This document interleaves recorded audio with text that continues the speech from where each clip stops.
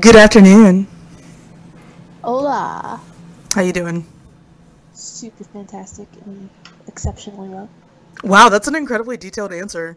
I know, I'm right? here for it. It's because I woke up 5 minutes ago.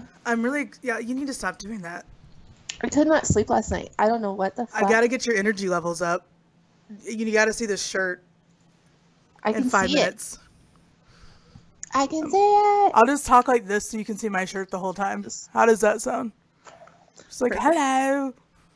Perfect. No, I won't do God that. damn it. We've had enough audio issues as it is. I don't really need to, you know, add to them. Why not? I don't know. Go for the gold. I know, it's just lazy at this point. Just lazy. How are you this fine morning? I'm good. I'm just, I didn't realize that I still had the graph thing in my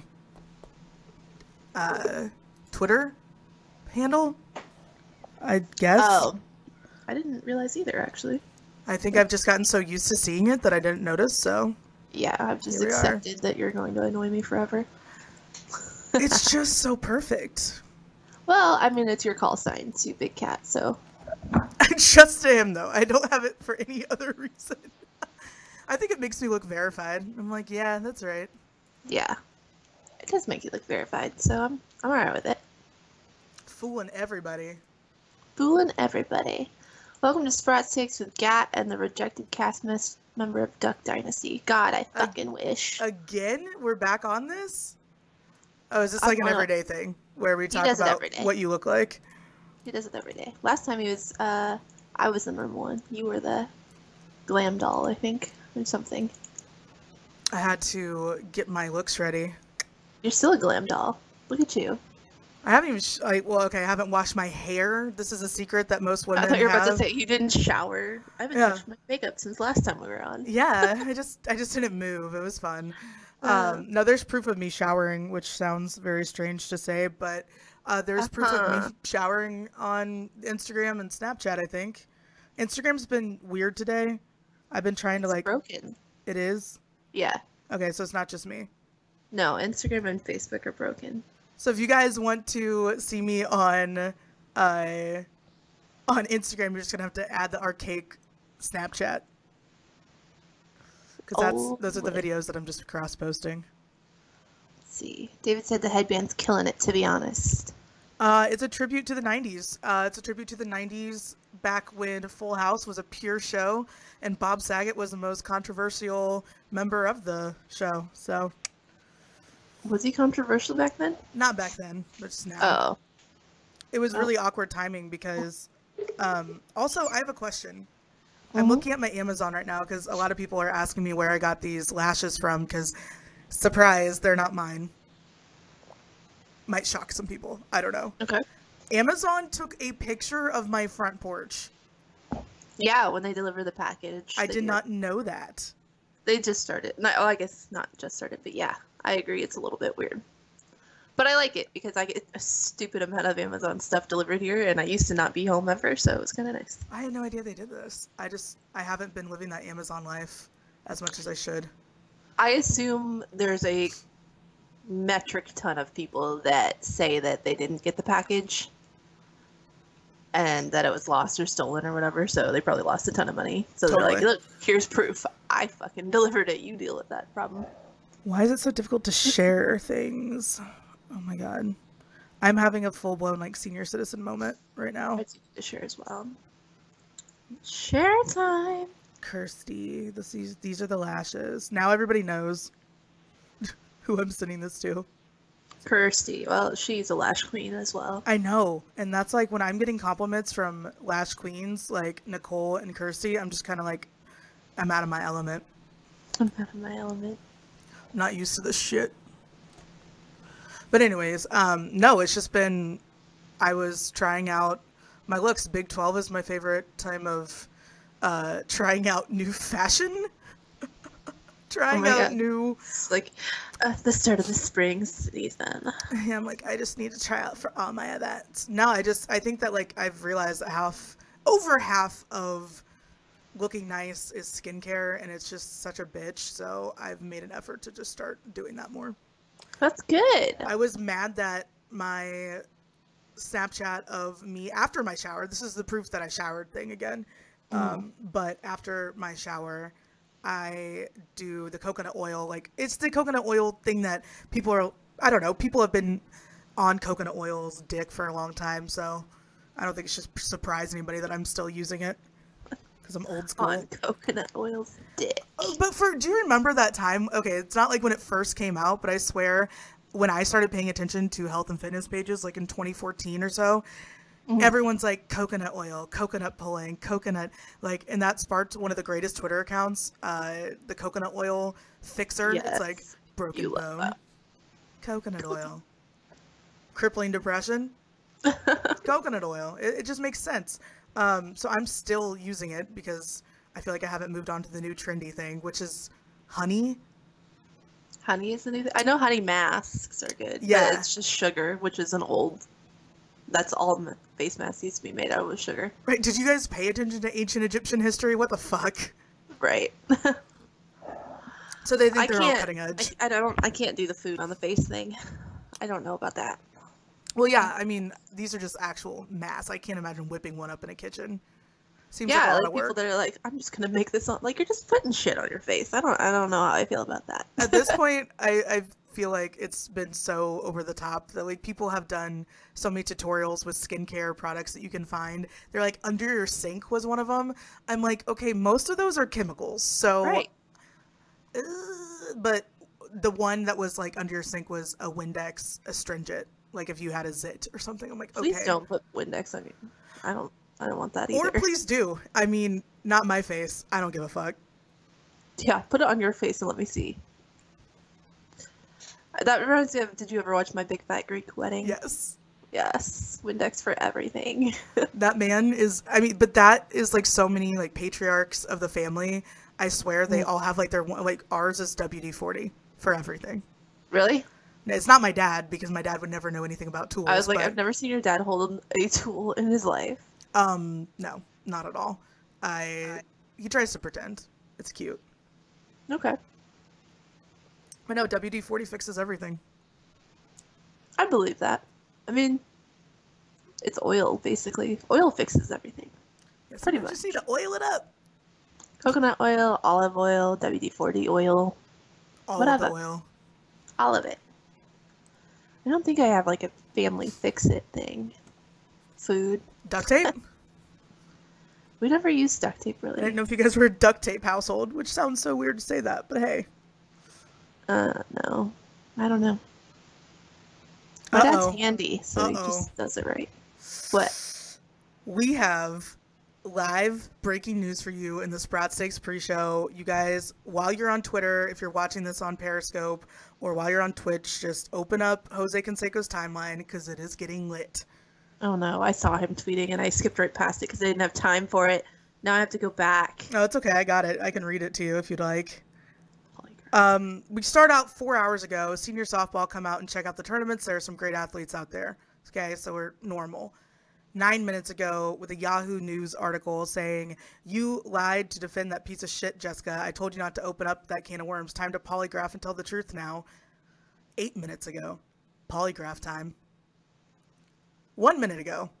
"Jessica, you're calling me a liar. You just forced me to defend myself and tell the truth. Here comes the biggest story ever about Alex Rodriguez and yourself. The truth hurts. Do not turn away or hide from a polygraph." Oh, yeah. It's all happening. This is what happens when you mingle with other people's bullshit. It's not your position to tell the world other people's bad behavior. If it's affecting you or your kids, I get it, but like have a conversation with A-Rod himself, if it's even a thing, because mostly no one believes you. Mostly no one. Mostly nobody. I just called him out, so I'm about to get blocked by Jose Canseco, but that's all right.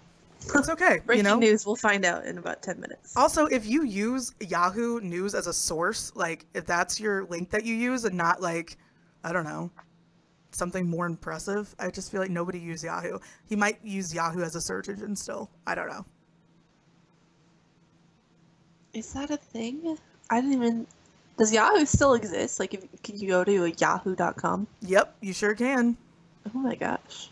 Front I knew page they had news. news, but I didn't know that they had like a site still. Good for them. They try to keep going. It's hard out here.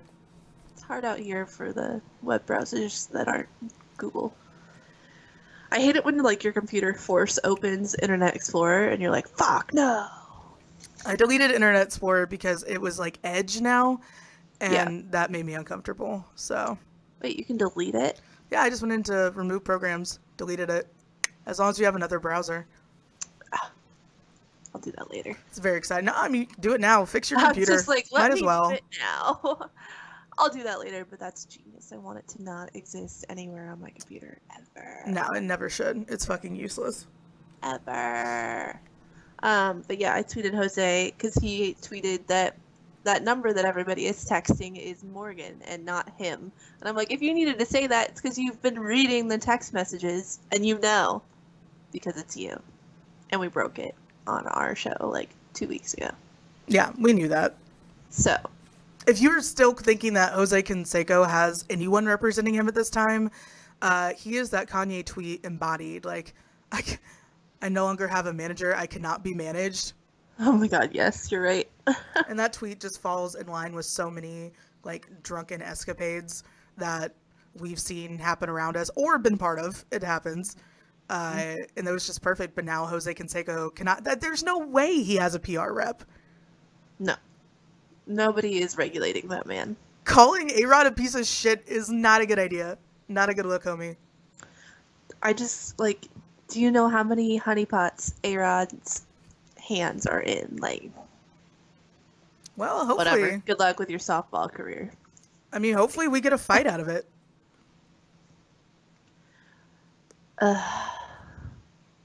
No? I don't, Yes, I mean, we're not getting an MMA fight. A-Rod's too pretty. He won't go near that. But Big Cat from Barstool said that he would take on Jose Canseco, and I think my money would have to be on Big Cat. Big Cat versus Jose would be funny. Like, A-Rod sends a rep Yeah, I mean, to fight his fight. it's just like what they did in Game of Thrones. Yeah, that is true. That is true.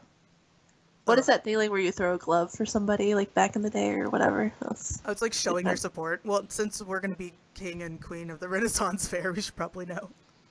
Well, that's giving your favors. Yeah, we'll give our favors. Who do you give your favors to? Obviously, the love of my life, Big Cat. Okay. I don't think he's squirrely enough to fight. He also already has a back issue. So. Maybe I'll vouch for whoever fights for Big Cat. Okay. So we're having a fighter for the fighter. I mean, probably. Unless he gets in really good shape. I don't know. I'm not gonna limit him. I think that he could easily go Rocky on all of us. That has to be super frustrating. Like for Big Cat, he got in decenter shape, better shape, and then like he has all these like back issues, so he can't even like really enjoy it. I feel like. What do you need your back to enjoy things for? Banging. But like even like working, like you can't progress any farther than what he's done because he can't lift. Right, He can't you're kind of work just out. Like fucked. you're a dad bod now. Congrats, he went from fat to dad bod, and we're staying there. Do we Which is have not a bad thing? But like? Do we have the? What was I gonna say? Like, thanks for subscribing. Who did that? David resubbed. I didn't yeah. say resub though, but it should be a resub. Anyway, Maybe he just faked it the last time. could be. All right, I'm doing my promotions, making sure everybody knows that we're live because it's not on my own personal timeline anymore. Thank God, because there was 2 chat rooms going on and I couldn't keep track of any of them. It was beautiful. Everyone was talking in the Sprots Scat one, and I'm like, I'm not there. I'm sorry. Sorry. We gotta get a handle on it. It's like this is crunch time. It's what is it? I can't even. Never mind. Fashion season. Have you had coffee It's today? going somewhere. Yeah. Wow. Yeah. I think I Uh-oh. had too much coffee is the problem. It's made you but- calm. That's when you know you have an issue.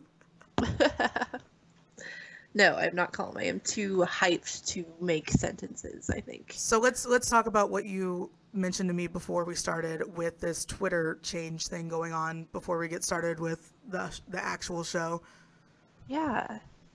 Twitter is updating at some point. We don't know any specific dates, but they're testing it to take away likes and retweets, at least visible. Like, I'm assuming you can still like and retweet stuff, but it's not going to be public. So they're taking that away to make it a more friendly space. Apparently, that is causing much tension on Twitter. Yeah. I have so many comments, and it goes back to, our bread and butter, which is, I mean, Instagram is where everything is. And it's where people find your content. It's where you can create content, share with like-minded people. People can search for literally anything. And if it's considered banned from Instagram, they still have like unique community hashtags that they like make up. But Twitter is where everything is moving towards, with information wise, and then Instagram is split with content. So it's like they're trying to do both. Yeah, well, I mean, Instagram is the number one platform right now. And so Twitter is trying to say that people are putting out video and photo content more, and they want that to be better. So they're focusing on that. It's literally copying Instagram. You can now hashtag photos. You can tag location on photos. You can add your photo to like an event story. So if you're at an event like South by Southwest is right now, if you're there, it'll be like, yeah, follow this person because they're there too, or whatever. So it's just Instagram. They've made Instagram on another platform. Wonderful. So we're going to have the combination of Snapchat, Instagram, photo. I mean, because it's weird anyways when you share photos or selfies or whatever on Twitter. I feel uncomfortable doing it. Like, yeah. I don't normally share anything anymore. Like, people, I think I shared a photo from like Red Hot Night Gala. That was like the last selfie. Mm-hmm. I can't even remember. It's like I don't bother sharing that stuff on Twitter anymore because it's like nobody cares. They either follow you on Instagram or not. But the interesting thing that I thought was just that most Instagram models that have hundreds of thousands of followers on Instagram cannot get it to translate to Twitter because they have nothing to say. Like, they have nothing to say. Nobody wants to hear what they have to say, even if they did, because it's like, hey guys, check out this new product. Like, that's a very niche following that you have on Instagram. They want to see you look perfect. They want to see you like doing everything. They want to see like behind the scenes or nosy. And with Twitter, I feel like you can just fire off jokes, and it's just whatever. Like, I don't think it's not the same mind trap that Instagram plays. Like, the more likes you get, the more popular you are. I don't get that with Twitter because I just feel like Twitter is hit and miss if you even get your information to people. Well, and people care about follower count, which they're not hiding. And that's about it. Like, they don't care how many likes and retweets honestly, in my opinion, if you have more likes and more retweets and stuff, like, I'm less inclined to pay attention to it because I'm just like, oh, that went viral. Don't care. Yeah, like always. Somebody that has 100,000 Twitter followers, like, of course you're going to go viral. That's, you already have the majority of built-in audience there. It's more fun to see somebody that like has little to no follower and they just start freaking out. They're like, what is this?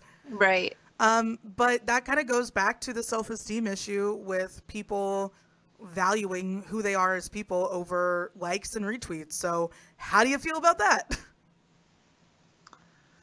I don't know.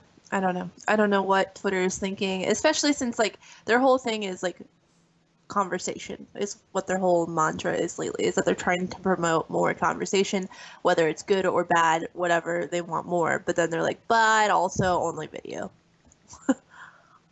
So I don't know. I hate it, and I imagine that they're going to lose a lot of money very quickly, and it'll change back. I don't know. They tried to do like the change in its favorites versus likes and the hearts and everything else. But I can't wrap my mind around the fact that like we live in a society now that your self-worth is based off of your follower. I mean, that's where your parents went wrong. If your parents like dropped the ball and let you grow up on social media, let you be, taken care of by like YouTube stars, think that's like real life. I Mm-hmm. mean, I 100% blame it on the parents for not teaching. This is not reality. Like this little box that you see these people in, you should see Mm-hmm. them day in and day out. Because I know it sounds stupid, but when that chick, Lori Laughlin's daughter, Olivia Jade, who is apparently a huge Instagram influencer, Mm-hmm. when it came out that she was like fucking getting paid by all these companies while being in school, she's not taking school seriously. That's like, I feel like the platform nowadays is, hey, you either become like social media famous or you try to get a real job. Like that's a very strange pathway that we have to navigate now. Right. And I didn't think that was a thing. I didn't think that people could just grow up thinking that being a YouTube star is easy, because that chick put in a ton of work. So I wouldn't want to go to school while doing photo shoots in Fiji and doing paid partnerships. Like, why the fuck go to school if you already have this gig going? I mean, yeah. And if that's what you're doing nowadays, like, you don't even need to go to school. So, like, that's the other part I didn't understand. Like, why do you even need to pay $500,000 to get your idiot child, because she knows nothing but Instagram, into USC? Like, what are you doing? She wants the experience and the partying. And I'm like, didn't you get that in high school? What the fuck were you doing in high school? Oh, yeah, you were being Instagram perfect. Never mind. Instagram people have parties, though. So, like, go be Instagram perfect in college, like, at college level, whatever. I don't know. It's incredible to see the difference between going to events around people like that people our age throw versus events that like I don't know, adults throw, because people our age are so fucking hyper focused on photo booths and let's get a selfie, let's get this cute boomerang, let's go get lighting over here, let's go do this. And like when I go to events with, I don't know, like my dad or something, or like when you and I go places and it's like way fancier and we have no idea why we're there, we embrace it all. We'll take some pictures here and there, but we're not going to like interrupt the event just because Right. we need some like fucking lighting. Like, but that's what being around those people is like. So more power to them. If that's what they want to live their life like, all right, go for it. Well, you met a couple at that Heart event that does Instagram parties. Like, that's all that they do is they go to, or they Instagram photo. What was it? Like a place? They like go to the actual selfie booths and stuff. And like, I've seen a good friend of both of ours do this lately. Bank photos, but they made the mistake of, like, this person that we know made the mistake of wearing the same outfit to the selfie thing and not doing like a jacket and like layers, so where you can like look like you're not just in the same spot multiple times. And she was just basically posting the same photo over and over again on her feed, because I'm like, that's the same. We're not stupid. We know you didn't go change. Back. Yeah. Right. So like there'll be one backdrop with flowers, there'll be one with like balloons, there'll be one with like glitter or something, and that's cool, and I think that's great if that's what you are into doing. But honestly, the world can be your backdrop if you just like look hard enough. So places like that. Go outside. Yeah, like I don't get that. Like there's so many cool things around Kansas City. Like there's so many murals, there's so many like old buildings, there are so many abandoned-ish areas that if you are making your friends spend time with you by going to this place because you just want Instagram content and you have like, I don't know, 10 followers, it's a little bit weird. Quite weird. I feel like I have enough Instagram followers to go to a fucking selfie exhibit or whatever that is, and I just never would be caught dead there. You are my favorite person to throw around. Like, not to throw around, but like we have met our fair share of Instagram thirsty people. Oh yeah. And they're all like super, like, I don't even know, super serious about it and like have a whole method and all of this stuff, and they love to tell you about it. Instagram people love to talk about how they Instagram. Oh, they know. Oh yeah. And so they love to tell you about it. And I love to just like, you can tell who they are. So you kind of start the ball with them and they start talking about it and they just go on and on and on. And then they're like, well, you just did it the other day. And you're like, yeah, let's follow each other back. And like, she had like 700 followers maybe. And Gad's got like 11,000. And she posts like dirty mirror pictures. I'm like, what up? Okay, so good news about that. People like, well, we talked about this. Like, we were talking about how like it is bizarre the type of stuff that I can put up, and like even that stupid meme that I posted. I think it was last night, this morning. I don't know. Last night, yeah. I have like 4 different sleep cycles. I have no idea what day it is.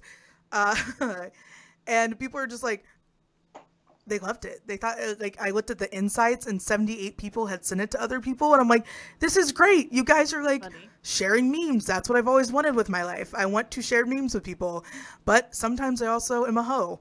And I had this conversation with my mom this morning, which I was going to post something about my mom today, but I feel like you would have asked me, like, is she dying? Is she okay? Because you know how we get along. Yeah. We don't. But I've been annoying her with my love for her lately, and it's kind of hilarious. I'll FaceTime her almost every day. Really? To the point where I'm like over communicating with her, and she's just like, really? Are we doing this again? And today we had a great conversation. We were talking about the picture. She goes, what's up? First of all, she called it the belly photo. The belly photo. Nice, like, Janet. I'm like, you know, Mom, that's not what I was going for, but thank you so much. The belly photo.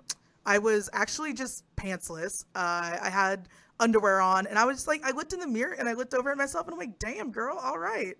And like for someone that is doing the whole health thing, like undercover, I'm doing it on the low. I'm not trying to like be like, hey guys, I'm healthy now, because I don't want somebody to see me out eating pizza and be like, hey bitch, what you doing that for? Yeah, do what I want. That's annoying. Because did people do that to you when you first started like eating clean to like knock out all that stuff? Well, I never knocked out all that stuff, so I guess that's why. Because you can, in my opinion, you can eat whatever the hell you want as long as you eat your calorie count. See? And get enough protein, which I do. So. It's science. Protein, right here. Get it. But no, so we were talking about this, and then she's like, honestly, it's not even, she wasn't mad about the picture. She wasn't mad about that. That's what people, when people try to like throw that in my face, they're like, your parents can see you. I'm like, bitch, I don't care. Like, okay, darn. Yeah. What are they going to do?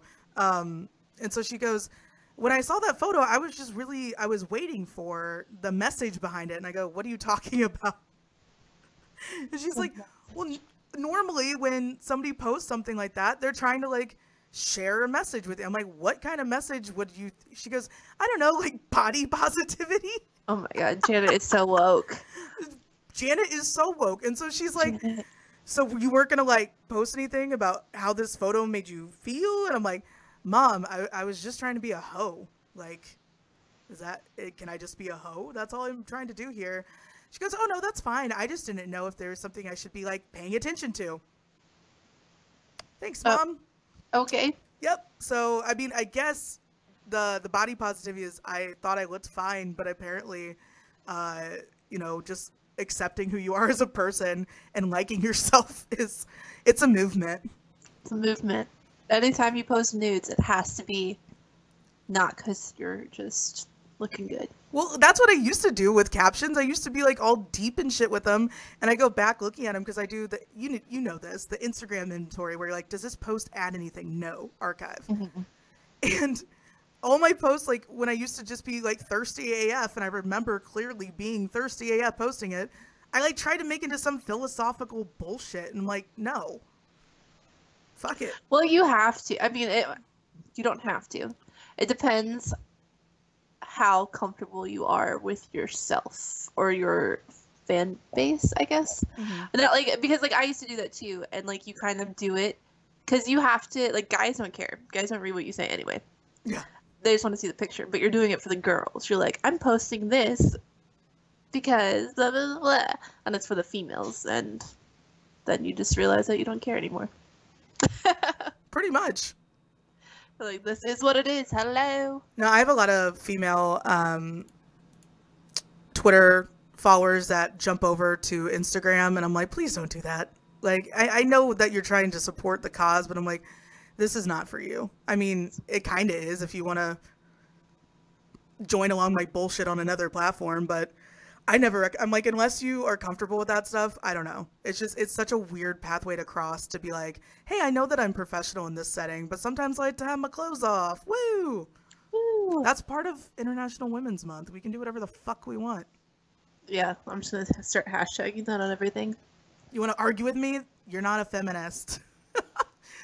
If you want to argue with women. me, you're a sexist. You clearly hate women. Want to oppress them. Oppressive. Not impressive. Impress them. Don't impress me by making fun of me. That is not gonna work. Good point. So on that note, let's get this ball rolling. Okay. If you close out of that little window on my thing, is it gonna... It won't hang up on me. I do it to you every day. So you just ignore me. That's cool. Yeah, it kept activating because I had the double monitor on. We good? Yeah. Yeah. I didn't know if it did anything or not. We've never done it, so that's why I was asking. Okay. We survived. We did. All right. We survived. All right. Ready? Go ahead and intro us. All right. I was not ready for that. I love it. Is it Wednesday? It is. Yeah. I mean, welcome I was just like I was like, it's Wednesday, boys. I was like, is it though? I don't know why I'm convinced that it's Friday. Because tomorrow we're doing fun things. But anyway, sorry.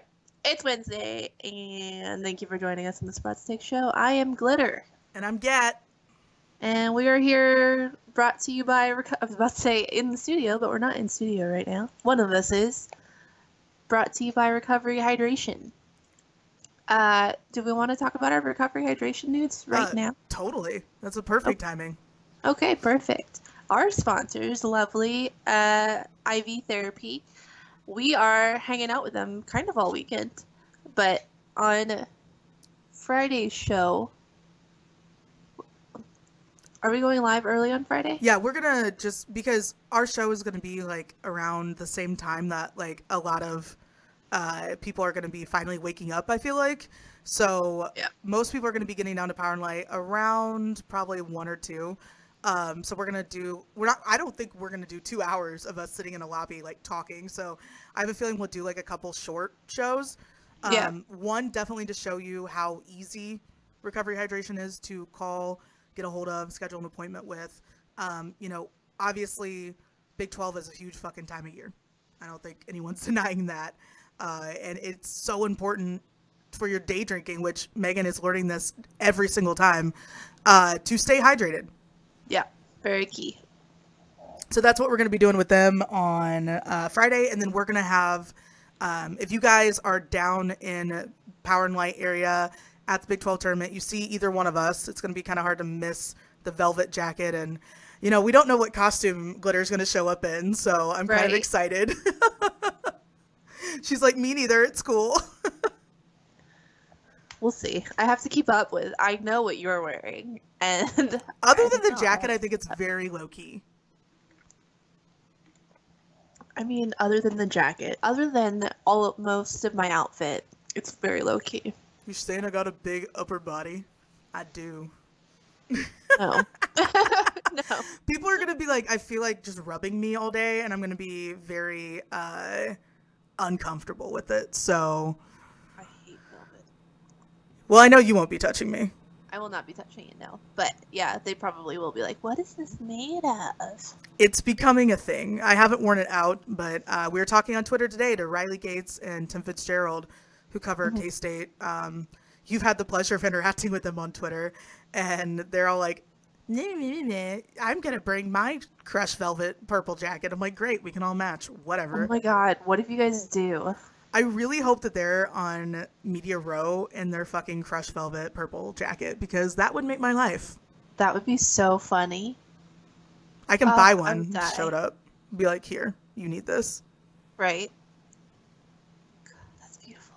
Okay, so we're doing a whole velvet theme, which is apparently back in style anyway. Megan's not. She's going to stick with her own. No, I could do like a nice silk situation. Okay. I feel like, yeah, or I feel like you should wear the KDA jacket. I fucking love that thing. I do have that. It's not made for Americans, so I don't know if I can wear that out. It's got Asian proportions on the shoulders, and I'm just like, cut off the sleeves. It's hulking out of it. I think that'd be perfect. Yeah, I could though. I could. It's bluish though. It's not purple. Damn it.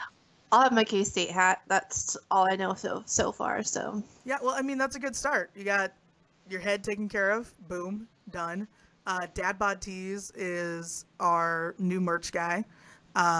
He's also partnered with a couple other really good causes in the past, so I think it's kind of nice that we have the philanthropic merch guy. He's been partnering up with Conrad McGorkin. You've probably seen a lot of his designs with Conrad just because they were raising money for Conrad's kid to go on her educational tour thing. So that's pretty cool. If you guys buy our merch, you can use the discount code, which is Sprots Takes, SPROTSTAKES, dadbodtees.net. And we're on their main menu. So just go to the menu and click on Sprots Takes. We got all the gear. So much stuff. We do. I'll have my Sprots Takes shirt today, actually. It should be in the mail. Maybe maybe they'll take a picture of my mailbox. Maybe they'll I don't think weird. they do that. I don't think it ships through Amazon, so that's not going to be. Well, if they did, USPS, step up your game. I get pictures of my front porch now. So it was just very alarming. I'm like, holy shit, they were there. I don't know. I know that they were, but still, it's like, oh. It is a little bit creepy that they're like taking pictures of your house, but not really. Yeah, here's my dead plant. What's up? Did you follow along last night with any of the insanity going on up and down with all the free agency rumors? I tried my hardest, but Le'Veon Bell was apparently going to every team. So I got so lost. I did follow. I am paying attention, but I don't know what the result of any of it. Well, I do know some of it now, obviously, but that was a lot. People were rowdy last night. Nobody wanted to go to sleep in the land of the Chiefs. Everybody was convinced we were about to sign at least 6 different people. It was crazy. I just have so many questions. Like, what's going on with everything? Like, I know that it's crazy, and I was very alarmed when Honey Badger became part of our team. I was in the middle of tanning, and yes, you were? broke the news. I sent it to you first because I'm like, hopefully you could listen to it and be like, can you hear it? Because I was it was quiet, but you could hear it. You could hear at the end, like, yes, we got Honey Badger, like, we got this or something. And it was just after that, I just looked like an avatar. I put it up on Snapchat and Instagram, but people were just ignoring me because I was busy covering other things later, like the Ducks. The Ducks, yes. So why do they call him Honey Badger? Okay, so this is the weird thing that in 2012, he was at LSU. Colin Klein was also in his senior year at K-State. Colin Klein was quarterback, and people in the Big 12, I guess, kind of picked up on it because K-Staters kept calling Colin Klein Honey Badger. But LSU fans were like, what the fuck? Our Honey Badger's Tyrann Mathieu. And I'm like, no. And so it was kind of like a weird Honey Badger year because 2012, Colin Klein was way more like a Honey Badger going after people and more scraped up and way more like resilient. Tyrann Mathieu just kind of sort of got injured a lot and didn't show up like he's supposed to. Like his entire NFL career has been very, not slow moving, you know, but when you have injuries and you're injury prone, people tend to be like, we don't want to fucking deal with you. Right. I guess the Chiefs are trying to bring that big dick energy, which he definitely has a lot of. And he's an exciting player, and he always has been. He's been on most people's radars since early, like when he first started. He made a really big debut as a sophomore at LSU. So I mean, that's shit like 7 years ago now. But he's been sitting around. Like the Cardinals had him. Then he was coming from the Texans. JJ Watt put out that, you know, super, hey man, it's business. And then to let everyone know that it was his choice. Yeah, like, we get it, JJ. Calm down. And JJ Watt's just gunning to be the next president of the NFLPA, I've decided. He is. Like, what is his angle? Yeah, he's Mr. Goody Two-Shoes, and it drives me insane. It is, like, I mean, I'm proud that there's a morally straight person, I guess. I don't want to say I'm proud because I don't care about morals, but it's nice that there is one that is being successful like JJ Watt. Like baseball, kind of all over the place, but like there's a limit, And he should know, like, when you're going too far of being overly sweet. It's just so cheesy, like, hey man, we know it's business, and yeah it is, and like talking to himself in parentheses, whatever. So 3-year deal, I'm happy with it. Now we're all just trying to figure out, I think most of the Chiefs fans out there are on edge because of Eric Berry. We have no idea what's going on with him. We have no idea if we're going to be trading him, if we're going to be switching things around. Now, okay, like 4 days ago, Eric Berry had like a $13 million per year deal. Now we have all these signings in free agency. Like Landon Collins came out, got $14 million a year. Tyrann Mathieu, $14 million a year. Earl Thomas, $13.75 million a year. Kareem Jackson, $11 million. So it's not really that unheard of that we're going to be possibly keeping him and paying that amount because, well, we can, moving it around. We'll just see, because there's a lot of, that's the part that Chiefs fans are kind of like, just last night with the Le'Veon Bell, there are so many like, just hypotheticals flying around, just incredible stretches and reaches to land Le'Veon Bell. And I wasn't really thinking that they would. I think that we don't really need him as much as we need defensive players, especially with D Ford gone now, which that happened last night too. You know, so we're really gunning that, you know, we have to start not from the ground up, but we just have to see what is going to work in Spags' system, which I think is going to be a lot more lenient than Bob Sutton. So I don't think it's going to be as difficult to find players that are going to fit the system now. So it's going to be fun. It's going to be fun. The Honey Badgers, I don't know. Did you ever see that video? No. If you look it up, it's this sassy gay man narrating a Honey Badger video saying, Honey Badger don't give a shit. Honey Badger's going to do whatever he wants. And like, that's where, like, around the same time that that video came out, that's when they started calling him Honey Badger. And same with Colin Klein. So longest answer ever to your question. No, that I was so confused because I did see, like, the first thing I did is I looked up to see where he went to school, and I was like, you didn't go to Wisconsin or wherever the Honey Badgers are. Where is it? Wisconsin? I think they're just regular badgers. Somebody's got a Honey Badger as a mascot. Really? Yeah, because it used to be a big deal when I was in college. I just can't remember. That's awesome. I know, that's killing me that I don't know. I'm like, I don't know of any. I know that Wisconsin I don't know why badgers. I think it was in Wisconsin. Well, okay, maybe that's why I thought. Honey Badgers look like very, very aggressive skunks. Yeah, it is Wisconsin. Okay, I'm not crazy. Aren't they just the Badgers, though? Well, maybe they are. It's not Honey Badgers. Like, I feel like Badgers in... It's the first thing that came up. In real life, and then, like, Honey Badgers are totally separate. What do Badgers do? Tutor university, so that doesn't help. Yeah, I mean, what do Badgers do? Because don't, like, otters don't... Or beavers make dams. What do Badgers do? I don't know. We already had the raccoon talk once this week, so... What do badgers do? They regulate our ecosystem. More science. Give it to me. They dig for shit down underground, and they make their homes by digging tunnels. So they aerate the ground. Get it? Yeah, I guess so. So they're more useful than raccoons. We know that now. We're still not sure what minks are. Not raccoons. We know that. We know they're not raccoons. Did you look them up at all? Nope. I didn't. I moved on from that, and I'm like, I don't even care. It was Monday's news. That's funny. Mink is like if an otter and a what are those ugly little things? Ferrets. If an otter and a ferret had a baby. Okay, I could see. Okay. That's what a mink is. But okay, so Honey Badger, we got him. We have not gotten anything yet officially.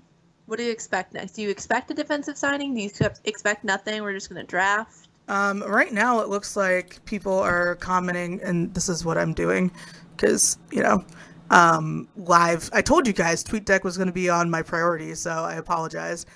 Looks like right now there's rumors that the Browns want to pull a trade for Eric Berry. The Browns just got, like, last night, the Browns got OBJ. Right. Holy shit. Baker Mayfield, Jarvis Landry, OBJ.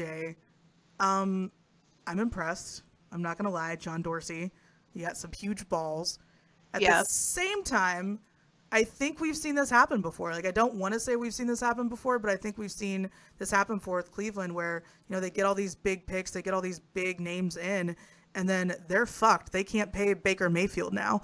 And now they're going to have to get rid of their quarterback that they spent all this time getting weapons for. So I hope they know what they're doing. Do I care what they're doing?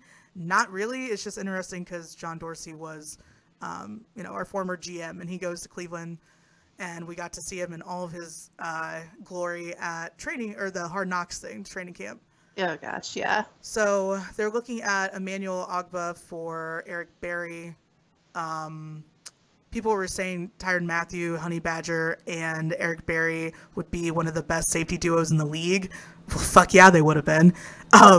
However, you know, when Schefter says it, I feel like it's a pretty big deal. They're shopping the Right. defensive end for possibly Eric Berry and maybe another pick. I'm not sure. But it's all Okay. rumors still. That's the update on Eric Berry. That's all we got. So, I'm just shocked that Eric Berry can pull any, like, even trade talks, in my opinion. Right. He has not performed. I know that he did prior to getting sick. And we should come up with a new word for that. Like, when you have cancer, getting sick just sounds wrong, you know? Because Yeah. sick just sounds so temporary, you know? Yeah, like, I'm just ill today. It'll be fine. Right. It's a terminal thing. It's gonna last in his body until, I mean, I'm not sure exactly what type of lymphoma that he has. I believe it's non-Hodgkin's, but you know, the fact is the lymphoma that I have doesn't go away. Follicular lymphoma just stays there. It'll go dormant, and so will his, I'm assuming. And you know, you never know. And the treatments are, you know, usually very effective. Mine certainly were. Not sure because I'm not a professional athlete, and I know right now, just being very, very recently separated from everything, I can't imagine even how he went back so quickly the first time. Yeah. And I feel like you're 100% dead on. It's like, did he push himself to get back in shape and, you know, come back and have an all-pro season? Yeah, you're damn right he pushed himself, but at the risk of what? Mm-hmm. Yeah, so I'd be interested to see what, because I feel like if he's got some time now, in theory, there should be no reason that he shouldn't be performing at not the highest level, but close to his highest level next year for us. So I just don't know why I know it's mostly Chiefs fans talking, and they just hate Eric Berry right now. So I would not be shocked at all if we kept him, and it worked out wonderfully. And well, that's the thing, because by the 15th, he's due $7.5 million. So we have to do something with him. Like, By Friday. yeah. So Okay. tomorrow, or not tomorrow, we don't know what day it is. By the 15th, we are due to pay him. So I think there's a chance that he could be cut by then, and we're not going to have to trade for him. But honestly, I'd rather trade and get something out of it. Right. If we cut him, do we lose anything? Do we lose money, or is it just like No. that this is the end of our contract I think together? it's the end of our time. We can release him, then he can get even more money in free agency. But that's like kind of like what you literally just asked. Like, how is there a market for him when we don't even know? I mean, because he's elected not to do the surgery. Another team, I mean, Dorsey, I feel like would definitely be the right guy to shop him to, if anybody, because he knows. He knows. Right. Well, he brought him in, right? Yeah. So that's kind of, I don't want to say it's a no-brainer, but it seems to be. I don't want Eric Berry going anywhere because I'm selfish. So when I say Right. no-brainer, I'm like, please don't. Please don't do Right. this. Well, he's one of the best community guys that the Chiefs have right now. That could change going forward, especially with Patrick Mahomes getting his feet wet now. He might be more comfortable doing charity work and stuff around the city. But it's hard for him to do because really you can auction him off, obviously, for how many fucking thousands of dollars did that guy get? Like one night with Mahomes? Yeah. That was 76,000. Good God. Yeah. Good Yeah. God. So it's not like he can go out and do all these events that people like Eric Berry can do. And right now, I feel like he's one of the only people doing it that's an active chief. There's a lot of former chiefs that are out in the community doing stuff, but Yeah. him and then the barbecue guy. Who's the one that has barbecue? One of our defensive players does it. Not sure. That was super descriptive right now. I'm sorry. Yeah, every Tuesday in the NFL is basically a community service day, though. So, you know, these guys sometimes are on camera doing these things. Sometimes they're off camera. But, I mean, every NFL player has to do some level of community service. So it's like, I think we saw a lot of in front of the camera action with Eric this season and all the things that he's given back to. So, yeah, he cemented his value in the community as someone that gives back and is incredibly, you know, just, I don't know how to describe him. He's just such a great, like, warm human being, and so nice to those that come up and share stories with him and talk to him, and very patient, which you have to be in the community, especially in the public eye. You have to be very patient with people. Not everyone knows how to act in front of quote unquote celebrities, which I think athletes are 100% celebrities. So not everybody knows how to deal with it, but he's been very patient and sweet, and just giving back that much to kids that, you know, don't have much to begin with, and giving back toys to kids in hospitals that don't get to spend Christmas, you know, with their family at home. So it's kind of like irreplaceable what he's done in Kansas City, and it'll be sad to see him go. But is this what we need to move forward? Yeah, kind of. Holding on to Eric possibly being healthy is great. But there's hell, fucking Steven Nelson, who is one of the worst players. Like, he frustrated so many people over last season. I mean, every single season he's played for the Chiefs, it's been hit or miss. So, like, this guy is going to Pittsburgh, getting huge amounts of money and getting paid, and he's not even good. I mean, in my mind, he's not good. In a lot of people's mind, he's not good. So for Eric Berry, who's been proven, he just needs some rehab. I mean, look what the Browns are already doing with what's his nuts, Kareem Hunt. You know, they're taking on a project with that. So I don't think Cleveland's in any way, shape, or form, you know, in a hurry. They're just trying to get the pieces together. And that would be a huge piece for them. So if nothing else, Eric Berry can offer an incredible sideline presence, which he did for most of the season that he was not suited up and playing, which was, I think, 90% of it. So I don't know. If I were him, you know, he's still young enough to go and get paid like that. But, I mean, he's kind of done that with the Chiefs already. I wouldn't risk my health. I don't know how much, you know, he's out for. I don't know how much money, if he's hurting for money. But I think coaching would be an incredible route for him to go back to. And it would really take the pressure off of, is he going to make a comeback? Like, you've proven yourself. You're an incredible, incredible player. I don't think he has much left to prove. I don't think so either. And I think it's almost hurting him. Like, you hate to see those guys that, I mean, I know it's not fair that he got cancer kind of in the height of his career. He's still young, but, like, you hate to see the guys that stay too long. It's just uncomfortable for everybody. So, I mean, we don't know. We have no idea. The off season's a long time. We obviously didn't get to see much of him last year except in the playoffs. So, who knows? Maybe he's working in at better health than we thought, and it could be great for him next year. But yeah, I agree with now. I did not know that much background about the Browns, so I feel like that would be a good place to go, because they'd probably only give him like a year, maybe 2, kind of deal, which is kind of, I would assume, the shelf life of anything he'd have left, even if he did come back to have a great next year. So yeah, it would be a good place to go to kind of, like you said, set up the team for Baker. I am very worried now, like you said, about are they prepared to not have money? I don't know how that's going to work out. Y'all ready to be broke? Who's going to be your quarterback? I don't know how long of I'm sure he got a rookie contract of some sort. I just don't know how long those last usually. But yeah, they freaked me out a little bit. I don't know if you can buy your way to a championship like you can in other sports in football.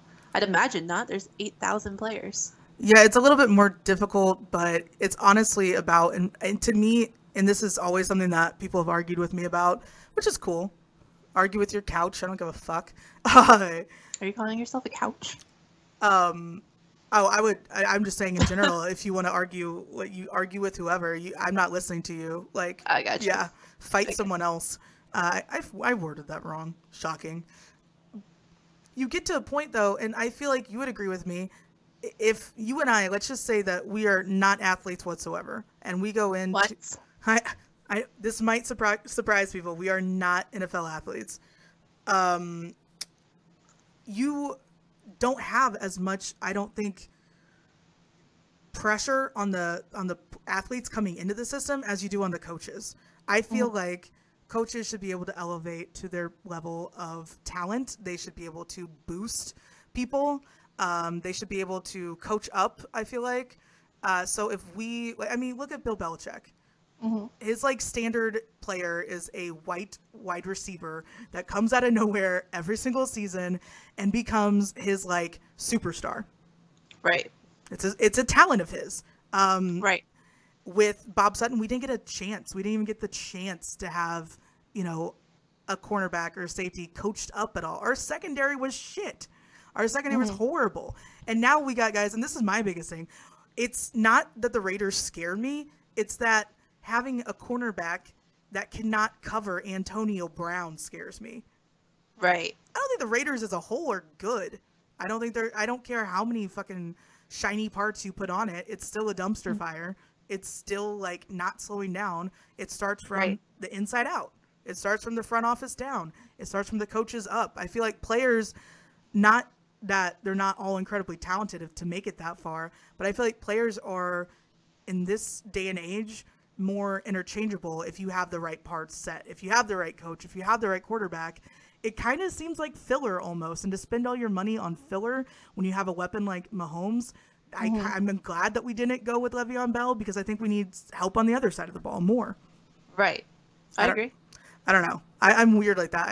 I'm weird about having strong foundation to build anything off of, because it doesn't make sense to me to have all these showboating parts and nothing to show for it. So if John Dorsey is smart and he's bringing all these guys in because he has a plan and he has I don't know. I feel like to be GM of a team, you have to be able to see in the long term, but it just seems like it's so many like quick decisions being made across the league. I don't know. It feels very short term right now, but kind of for everybody. Like, I feel like everybody's like, we have to get everything right now, but which makes me a little bit interested, I guess. Not interested in football, but like, I already am interested in football. It's interesting, and there we go, words are hard, that kind of everybody is on like snap decision mode, because it feels like there's something that we, the public, does not know about is coming. Like they're all like, we got to go now. And I'm just like, what is the NFLPA doing that you're not telling us? That's incredible. The commissioner or something. Like something, I feel like a decision is coming soon that's going to change shit. And they're like, we got now, and then we don't know about the future, So. Yeah, they are acting very existential, I guess. Like, is this the end of something? Like, right. The freaking Ravens, dear God, they've been getting everyone left and right. They waited for today to be their big day. The Chiefs made moves in silence, which I'm okay with. Like, I'm okay with not being breaking news and Adam Schefter talking about us the whole time. I just hope that they're made rationally. And, releasing Justin Houston wasn't the easiest thing in the world, but I feel like Chiefs fans are being kind of reasonable. I don't know. How would you gauge it as somewhat of an outsider of Chiefs Twitter looking in? Yeah, I'd say they're being reasonable. I mean, definitely, and rightfully so, there was some upset sadness, I guess, more about the Justin Houston thing.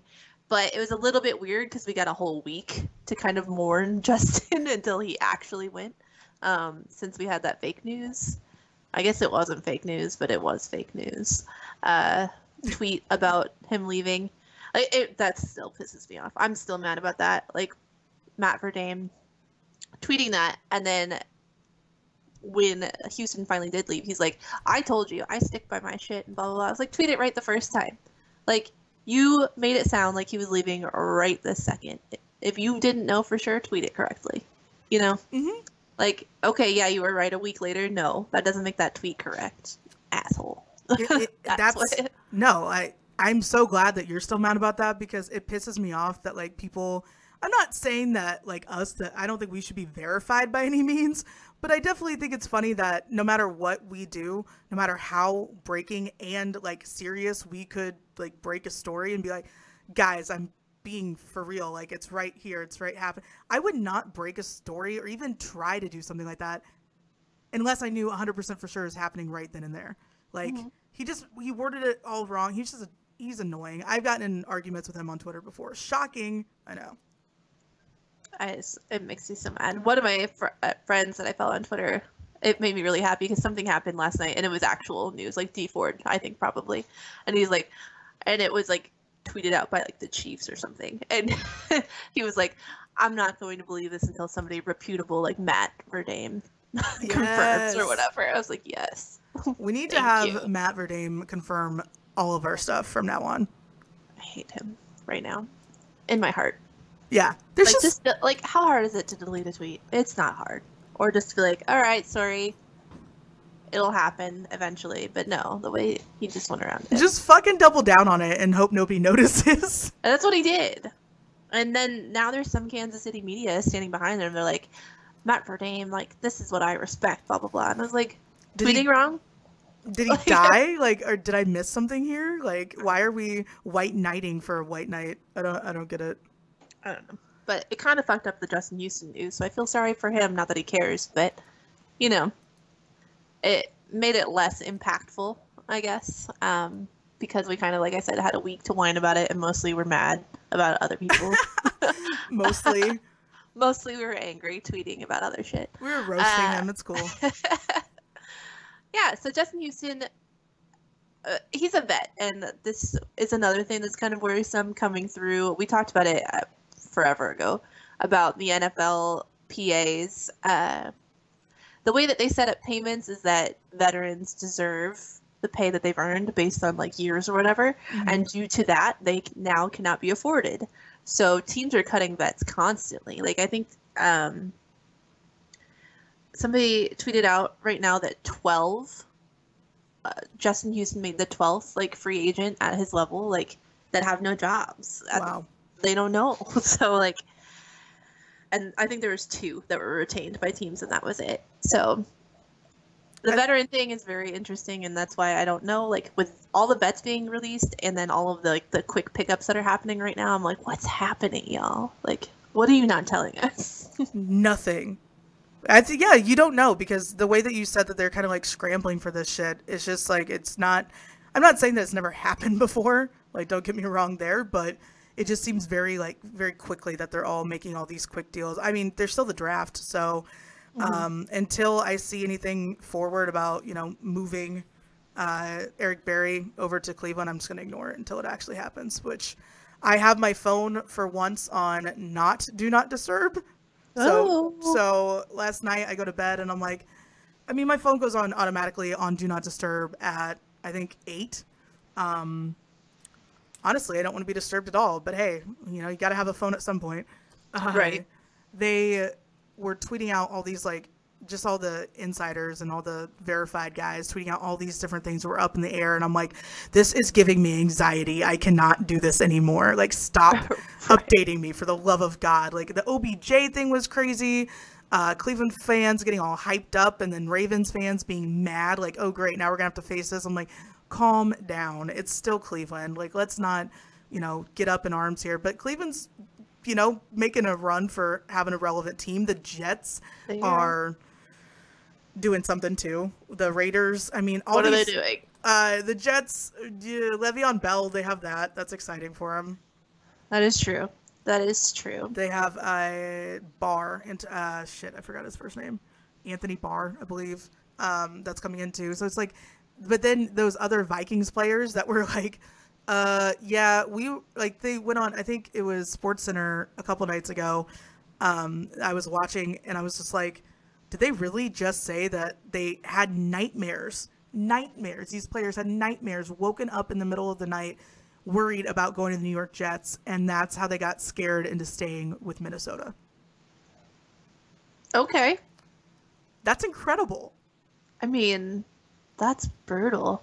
Like, your franchise is so bad that people are having nightmares about even possibly signing with you. even though they already said yes, they like wake up and they're like, oh, can't do it. That's crazy. It's nuts. So that's going to be a dumpster fire to watch then. The Jets have always just kind of been a dumpster fire. So, Okay. I don't know. Like, their fans are used to this stuff, but I feel like the Jets don't listen to anybody's advice ever, and they just continue to, like, beat their heads into a brick wall year after Right. year and wonder why they're not doing well. That's fair. They have ugly colors, so I'm sorry. They You really are- do. They really do. I just don't like them. I'm just like, why are you so boring? It's boring, I guess. More like, Giants they really don't- fans lost their mind yesterday, too. I Why forgot is about that. Because OBJ's gone. The one thing that they said, I think it was like January 2nd or 3rd in a press conference, the Giants came out and said, we fully intend on like keeping him around because he's part of like our core. They're making that statement about how they're not going to get rid of him. And then 2 months later, bye. oop, there he goes. Yeah, we have a friend in New York that was quite upset about it. Yeah, she, I thought was like a funny tweet. I thought it was going to be funny that I saw two people react on the timeline totally differently. One was laughing at the Giants. One was having a meltdown about the Giants. I quickly learned, don't take screenshots of the timeline and tweet them thinking they're funny, especially when Carrie's in full-blown Giants rage mode. Because she just flat out went off. It was kind of amazing. She was attacking anybody within, like, I imagine she's a small person. We've never actually, like, in real life met her. Yeah. But I imagine she's, like, 5'2". And so, like, I just, like, she has, like, a small little karate circle. Like, Right. Just fucking... Anybody coming anywhere near this, you are going to get fucked. Like, I would not want to mess with her. And it was my mistake. 100% my mistake. I'm going to own it. That I dragged an innocent man, not so innocent man, into a middle of basically a crowd fire of just, we're going to fucking destroy you. And I felt bad about it that I didn't. So Carrie, good job. You made everyone afraid of you. And I will never do that again. yeah. I was like, I am not replying to anything she tweets. No, Never. no more news tweet. Like, I feel like just stay away from it and I'll be good. But it's a sensitive time for a lot of people. I don't think others realize like how big of a deal this is when their favorite players are just gone and they find out, like, I mean, Facebook world, fuck, I can't imagine like what people do that find out trade rumors from Facebook. Yeah, like in 3 days when they find out that OBJ was traded, it's gonna be lit. I feel like those are the same people that still watch SportsCenter all day long that are like, oh, I gotta make sure my team's like not do anything crazy. I can't with Facebook sports people. I can't. It's incredible. My favorite tweets currently right now are all of the Chiefs fans who are like tweeting out like all of the jerseys that they have that are now worthless. Not worthless, but like, you know, all traded players. Because we've done a lot of moving, surprisingly. Like you said, it's kind of quiet, so like you really don't realize it until people are like, here's my 8 jerseys that I have that I can't wear anymore. And I'm like, oh, shit. Darn. We have kicked some butt lately. Yeah, because like big jerseys that they have, they had Houston, they had Alex Smith jersey, they had D Ford, which we haven't talked about yet, but we'll get to in a second. They're assuming Eric Berry, which is fine, I think. And what was the other one? There's another big one that was like recent. Mitch Morris is gone too. But I don't know how many I people don't think had his anybody had a jersey. Mitch Morris jersey. I don't know. I mean, All those Cairo Santos jerseys. I mean, just kidding. I think he went to Tampa Bay today. I think they scooped him up. So Did they? Yeah. Scoopy Boys. Scoopy Boys. That's my favorite one. Anytime everybody's like, what NFL star do you wish had the career that they deserved? I'm like, Cairo. You are Every number time. one Cairo supporter. He's so small. I love He's it. so small. It's so weird. So yeah, let's bounce back to D Ford. Went to the 49ers. How do you feel about that? He gone. He gone. That's all. Are the 49ers, I kind of forget that they're still a team. Are they relevant whatsoever? They're trying to be. Okay. Do they have any like significant weapons that could make them relevant? Jimmy Garoppolo. Jimmy. I'm looking it up now because I, honest to God, couldn't even tell you. I honestly could not tell you a single 49ers player besides D Ford now. I don't know why. They just don't register in my brain at all. But I don't know what's going on over there. So this is what I have like over the years. I know that I like to do like the NFL draft guide, like what people are doing for NFL draft, and I like to tell people that what their team's going to do. And I think you've seen this multiple times. And last year, I think this is the best way to put it, because last year we did, hey, what is your team going to do in the NFL draft? It's pretty simple. I did for the 49ers. This is a very descriptive way of putting it because, well, I just don't know any way to describe being a San Francisco fan, so I'll just read this to you. Okay. Imagine you are in a giant field of flowers, and it is a beautiful sunny day. You don't Hold on, let me close my eyes. Yeah, you got to close your eyes when you do this. All right, I'm ready. Imagine you are in a giant field of flowers, and it's a beautiful sunny day. You don't have asthma or any of that weak shit, so you are just breathing deeply in the sun, enjoying the moment of pure relaxation. There are no bugs around. You're just 100% at ease. You might even hear the Beatles playing melodic general pop music in the background. You, for that one shining moment, are relaxed and content with life. Bzzz. Enter the killer bees. Oh, I was not ready. Okay. Yeah, you're not. No one is. All right. You're told these bees are good for you. They lied. The bees are awful. They sting you and leave you completely miserable and writhing in discomfort. Yeah. That is what being a 49ers fan is like. Oh my God. You have some great years full of great things and victories. Then you have Jim Tomsula and Chip Kelly. Then you get a Shanahan. Shanahans get things done. Just kidding. You go 0-9.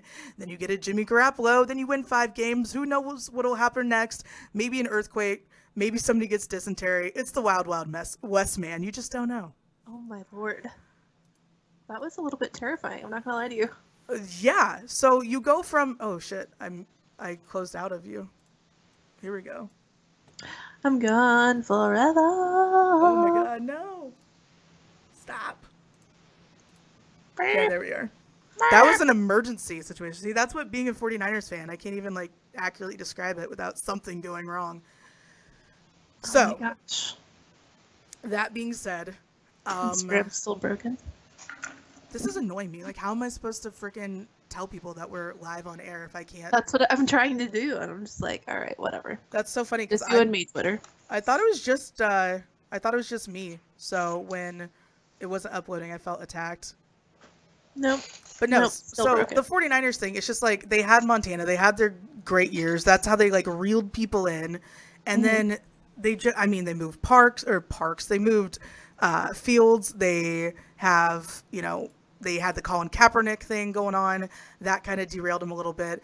But Dee Ford had a really, really incredible play back in, I believe, 2014 when he was, I think it was his rookie year. I can't remember 100%. Don't quote me on that part. But when he was playing against the 49ers at one point, I remember watching this play and being like, what the fuck just happened? He ended up like guarding his own player. He ended up doing like a spin move and like guarding his own player, like his own teammate. Missed his assignment completely. And against the 49ers, I think that led to a converted third down. So it was really like a monumental moment when you see Dee Ford that is supposed to be like, I mean, he was a really high pick for us in the 2014 draft. It was pretty cool to see, hey, we got this guy and it's going to make a big difference because he was great at Auburn. So he kind of has a weird history with the 49ers to begin with because he had that and it became a famous or an infamous gif whenever Dee Ford was doing bad things. So he's kind of had it coming. Right. I accidentally opened up like a Pandora's box effect of Dee Ford's impact on all of our lives. Yes. Because you tweeted out your impact, well, Dee Ford's impact on your life. / yours on his. Right, and I don't want to say that my boobs directly negatively impacted his life because it sounds like my boobs suck.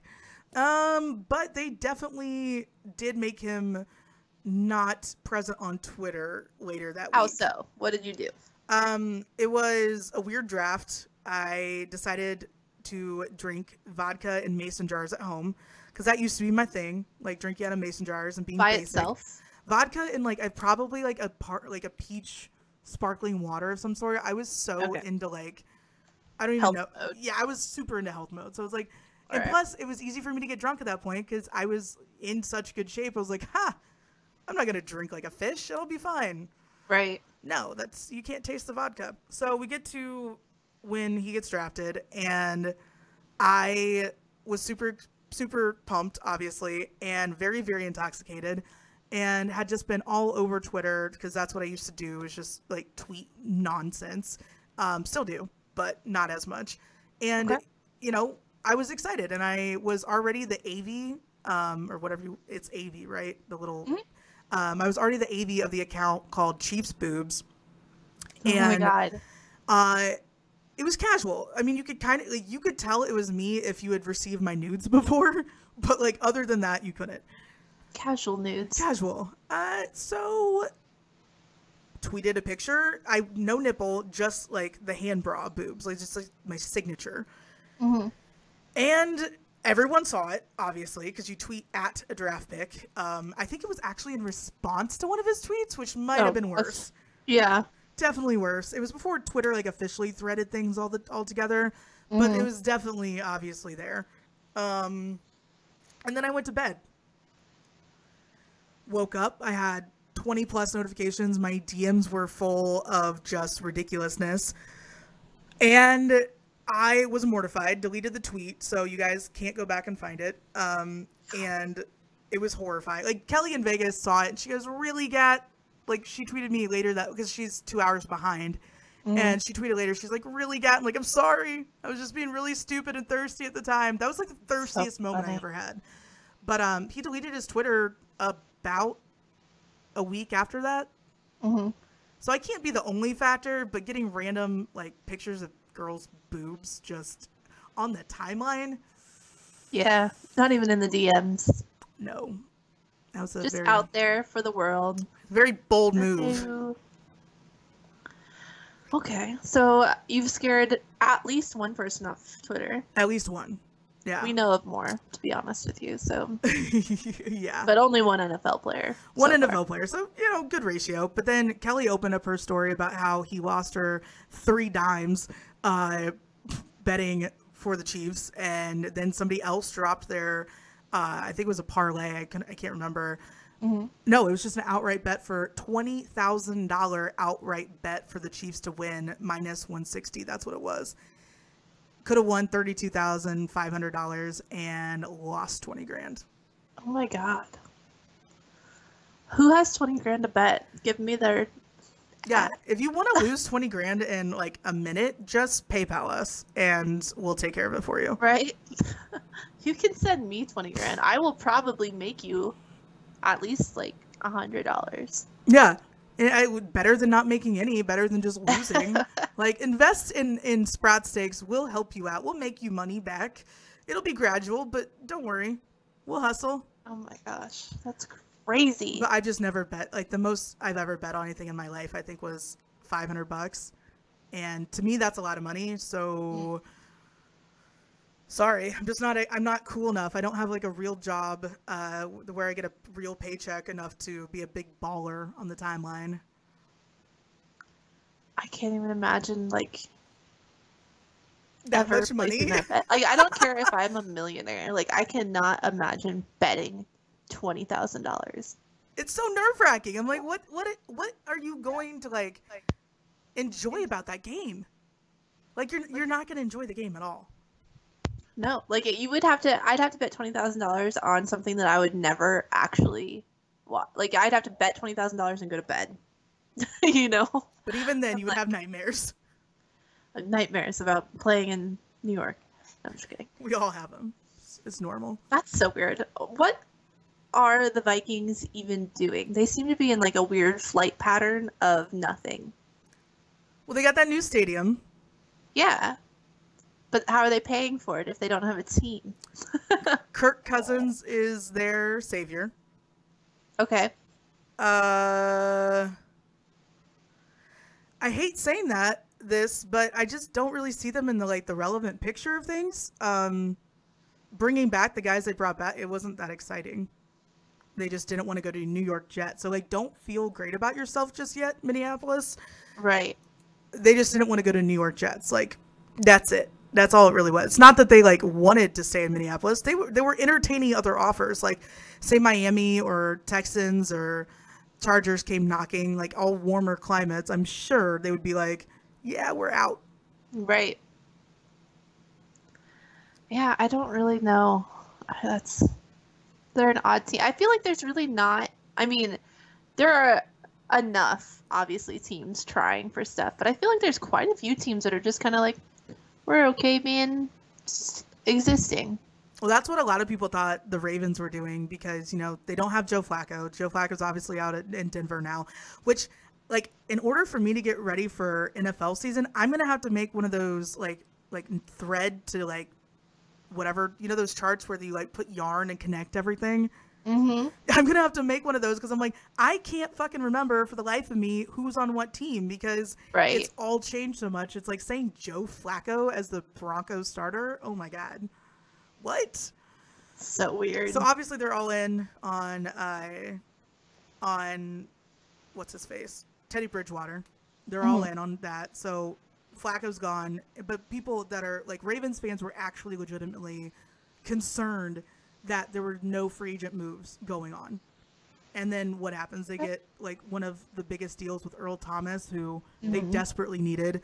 Done, and then I can't remember who else that they got to go to the Ravens too, but it's just amazing to me that fan bases like as a whole are just all on edge right now, and it's kind of funny. Like I guess Rams aren't really. I mean, Rams already got their tight end, the Eric Waddell, the one that we thought was going to go to Kansas City. Right. I'm not sure they're free agents right now, but the Rams seem to be kind of like not sitting back because they're not. You lose the Super Bowl and you're going to make some changes to come back, I would think. I'd hope so. Like, I don't know. Like, if you would just marry me, Sean McVay, you would win the Super Bowl. It'd be fine. He's so small. He is. Yeah. Yeah. He needs, like, a petite person, like, female around him. Which, hate to break it to you, but I'm not that person. To make him look, like, bigger. Right. Like, he needs someone to beef him up a little bit. Yeah. But who's that hot quarterback? Is it? That narrows it down. I know. Sorry. Are you talking about on the Rams? No. It's on a California team, though. Jimmy Garoppolo? Maybe. Yeah, he's the pretty boy that used to be under Tom Brady. Oh, yeah, because we did not get to see him play, right? When we played them to begin this year? Right, we did not. So when he joined... We saw the backup. When he joined, they went and won like 5 games. So his impact was later on the season. I mean, they could still be relevant. Don't get me wrong. Like, I cannot imagine the 49ers being relevant again so quickly after, they went to the Super Bowl. They didn't win. They had the Kaepernick disaster. They had multiple head coaches that just did not work out. So I feel like they're more in a rebuilding period. They're not going to be as aggressive. D Ford is a good and safe pick for them because he has the ability to make an impact. And he got his money. He got paid. So he's going to be pretty happy. Yeah, definitely. That's kind of like another weird trend that's going on is like all of these NFL players being sassy kind of douchebags and then getting what they wanted, which is getting traded and getting paid. I feel like Antonio Brown should not be leading what is normal for free agency, but like he's been causing problems all year. A little bit, yeah. He's been a pain in the ass all year. Him and Le'Veon Bell, like the Steelers are a fucking disaster. That's what I like. Also, yeah, what is Pittsburgh doing to piss off these people so badly? Well, and like here, Tyrod Taylor goes to the Chargers, right? Tyrod Taylor, not what I would consider, a franchise quarterback, and I don't think anybody else, but he's going to be a backup.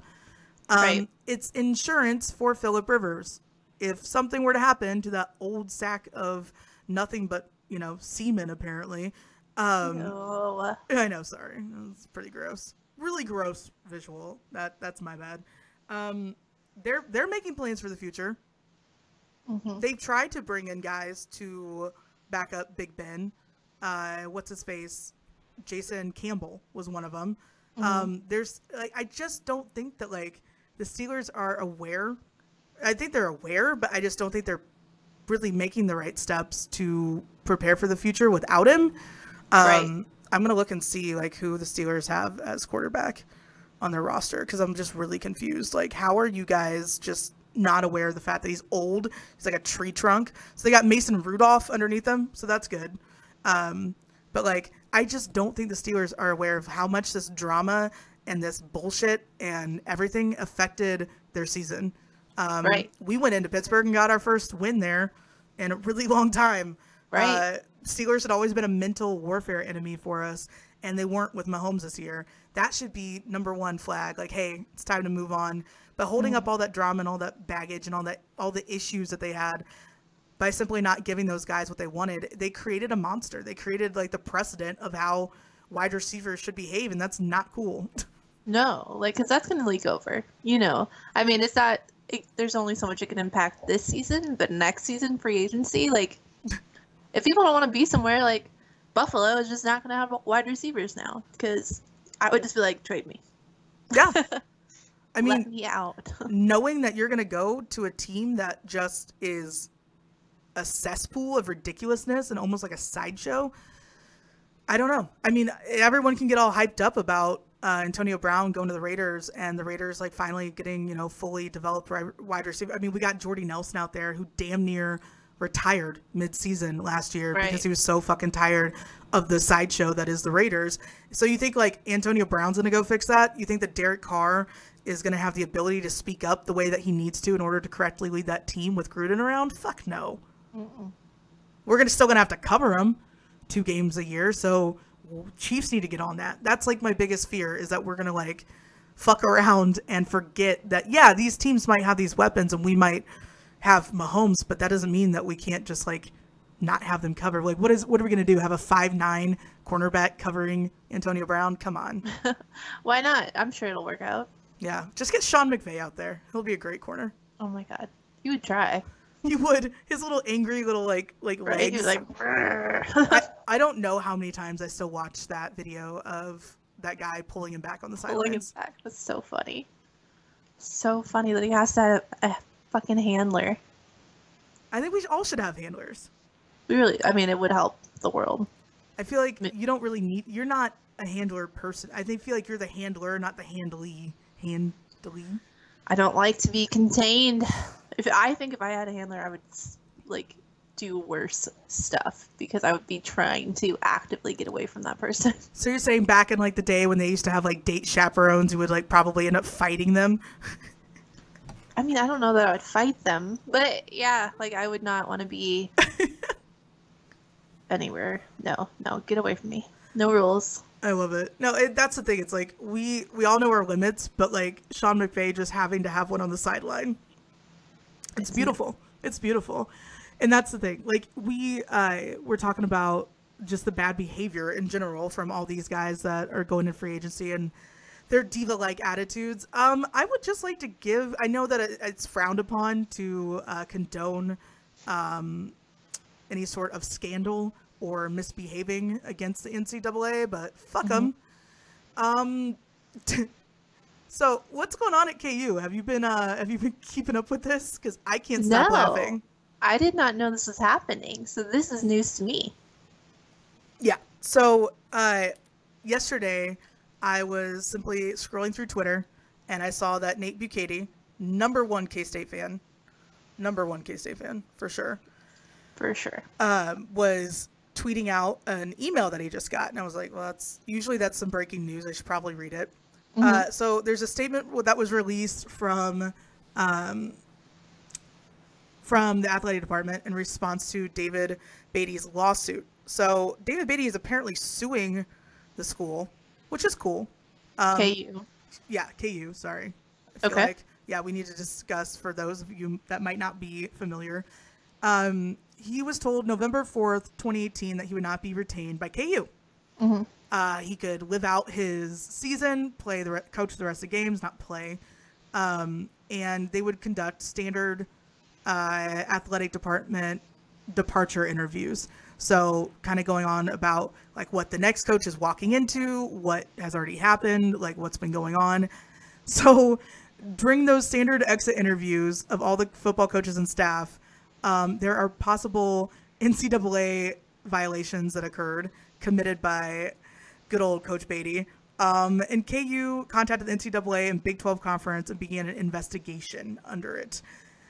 So KU invited the NCAA in to investigate? You have to do the exit interviews, and upon doing the exit interviews, they reported their findings and alleged allegation, like the violations that they could definitely get in trouble for to the NCAA. It's almost like turning yourself in so somebody else doesn't do it, so you can look like you're complying.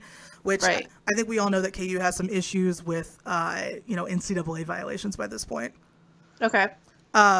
So right now, they're doing an ongoing investigation, but it's funny because if this is true, then this violates the terms of his contract, and the university has now decided to withhold the payment owed to him pending the outcome of the investigation by the NCAA. So they placed all of his money in escrow, and it's just hilarious. And then he goes on 610 this morning with like Fesco in the morning and tells his side of the fucking lawsuit, which I have not listened to, so I cannot wait to not listen to Fesco in the morning and just get it from Twitter. But it's just kind of one of those things that's like right around, it's just bad timing. Right. Real bad timing. Like, a little bit. Les Miles is coming in. He's trying to get like the spring game or whatever they're even doing, because K-State's just doing a spring like open practice and like preview more than anything else. And that would be kind of wise for Les Miles to follow in footsteps, but not telling him what to do.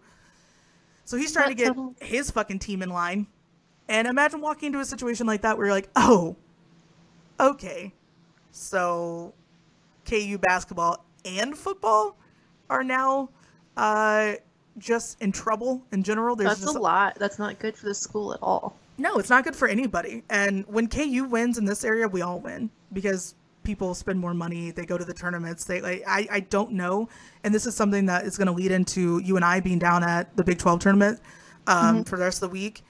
This is something that I don't know how it's going to affect their attendance this year.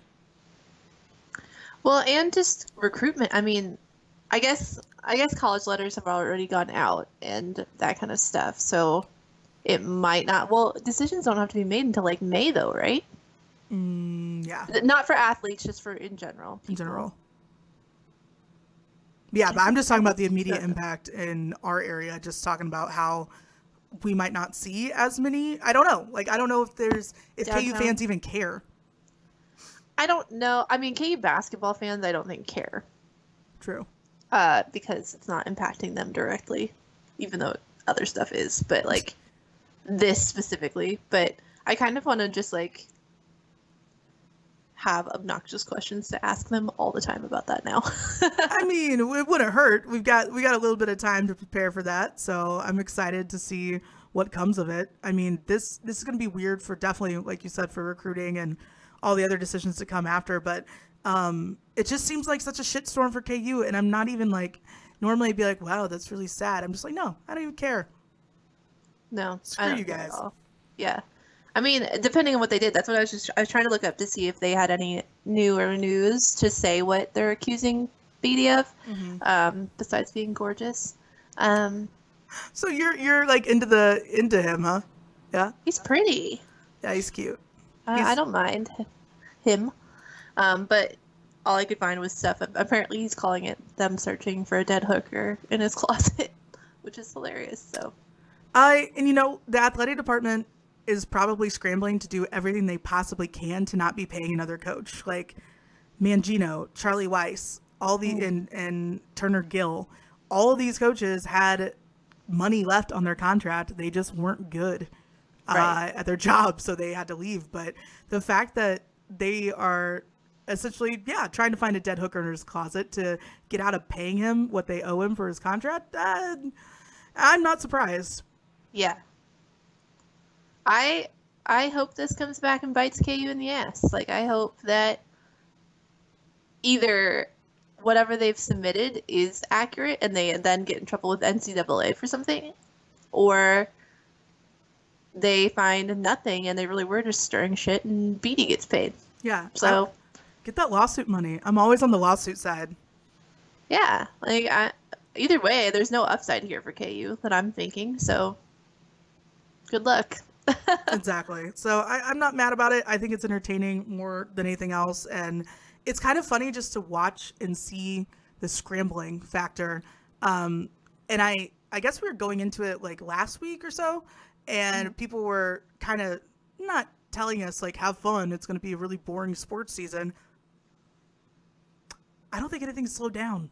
I think it's just gotten worse. There's so much happening. There's that. There's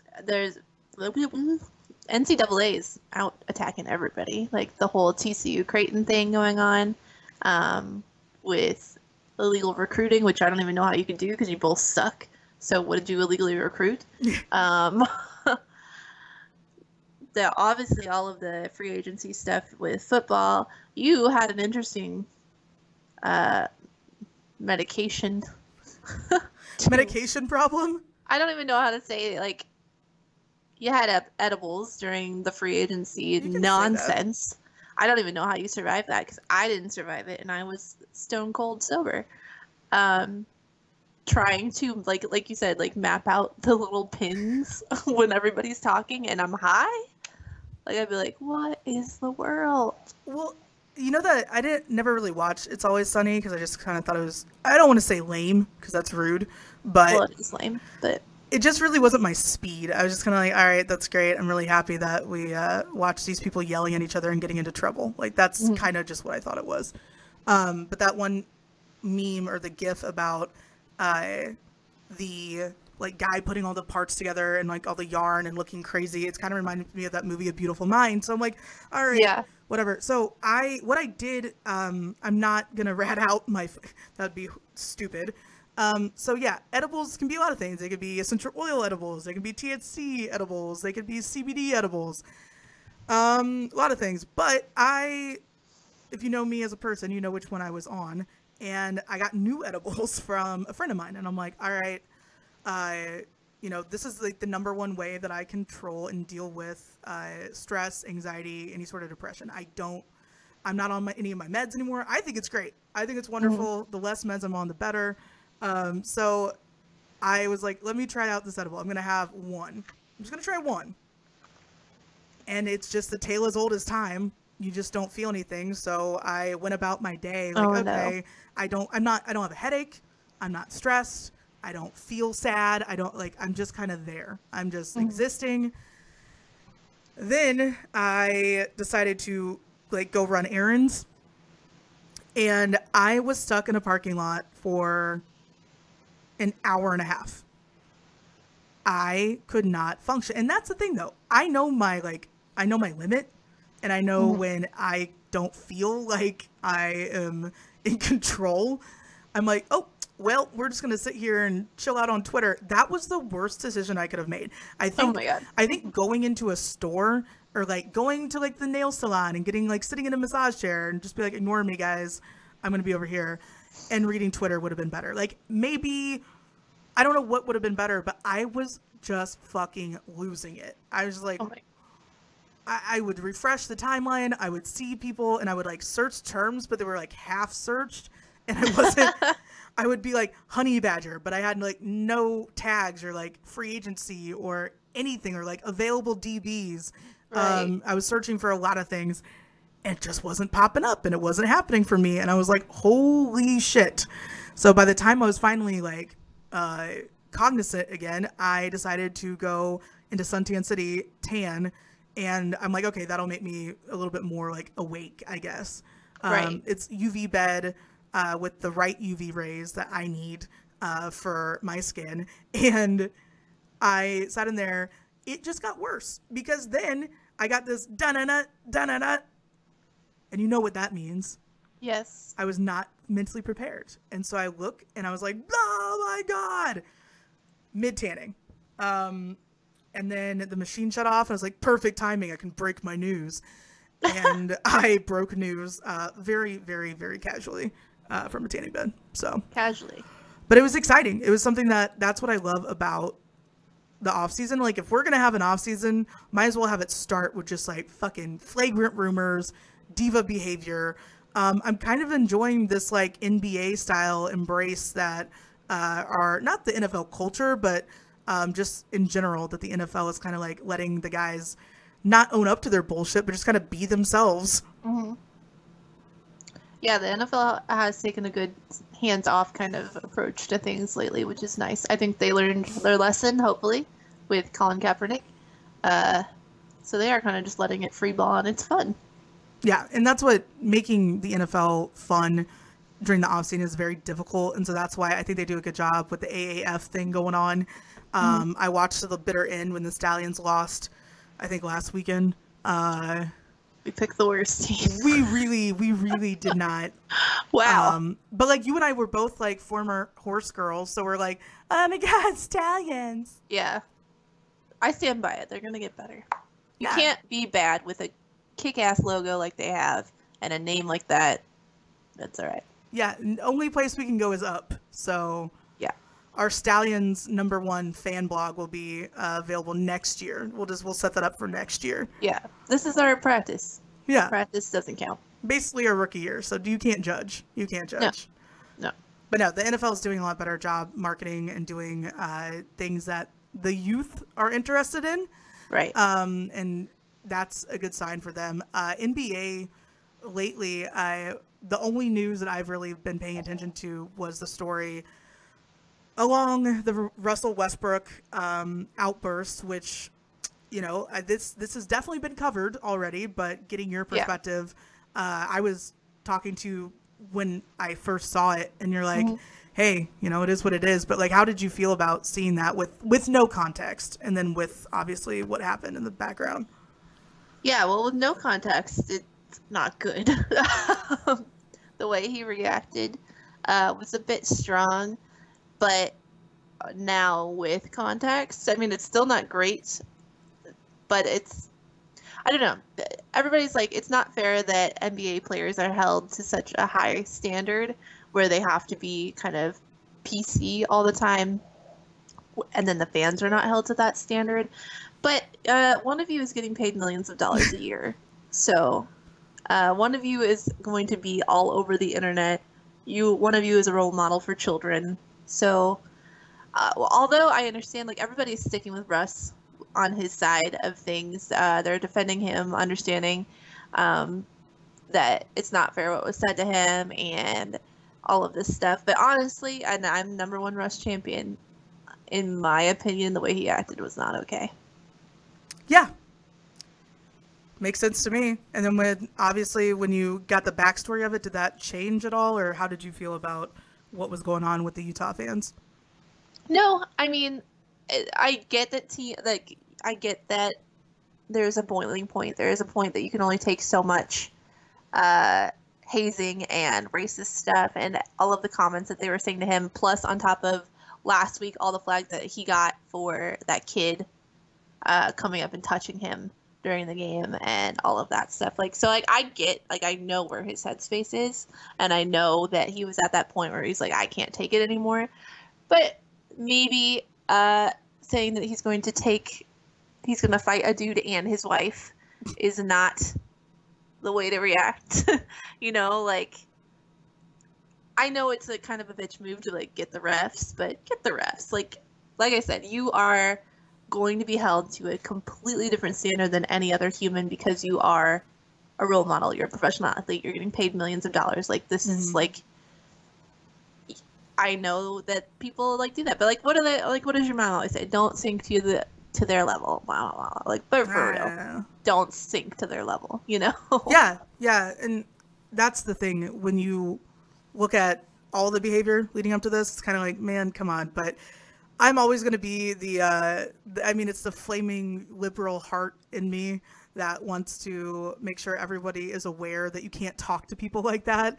And like, I want to teach this like huge moral lesson of don't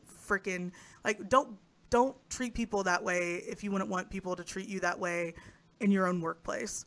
Right. But part of being an athlete and part of being in the spotlight like that is dealing with that kind of stuff. I've seen now videos that have been surfacing of Russ dealing very, very, very well with a lot of Utah fans. It's just Utah. I'm not talking like in general. I feel like a lot of other places are way more respectful of that. But Utah fans have been heckling him and saying like racist, weird, charged stuff at him for years. That guy specifically had called him all sorts of names, had threatened to kick his ass before, and has been very vocally like against Russell Westbrook for whatever dumb reason it is. I get it. Like basketball players are, I feel like they have the spotlight more. I mean, one, you can see their face, so that is, you know, totally different from football. Two, you know, you're so close to them, like just proximity. If you are going to a game courtside, holy shit. I think that like fan code of conduct is something that you have to pay attention to. I would not go to an NBA game and act the way that I do at an NFL game. I would not shout the same way. I would not act the same way. I would not heckle the same way. I can yell, you know, how much you bet on the game, ref, into an abyss of 80,000 people drowning me out.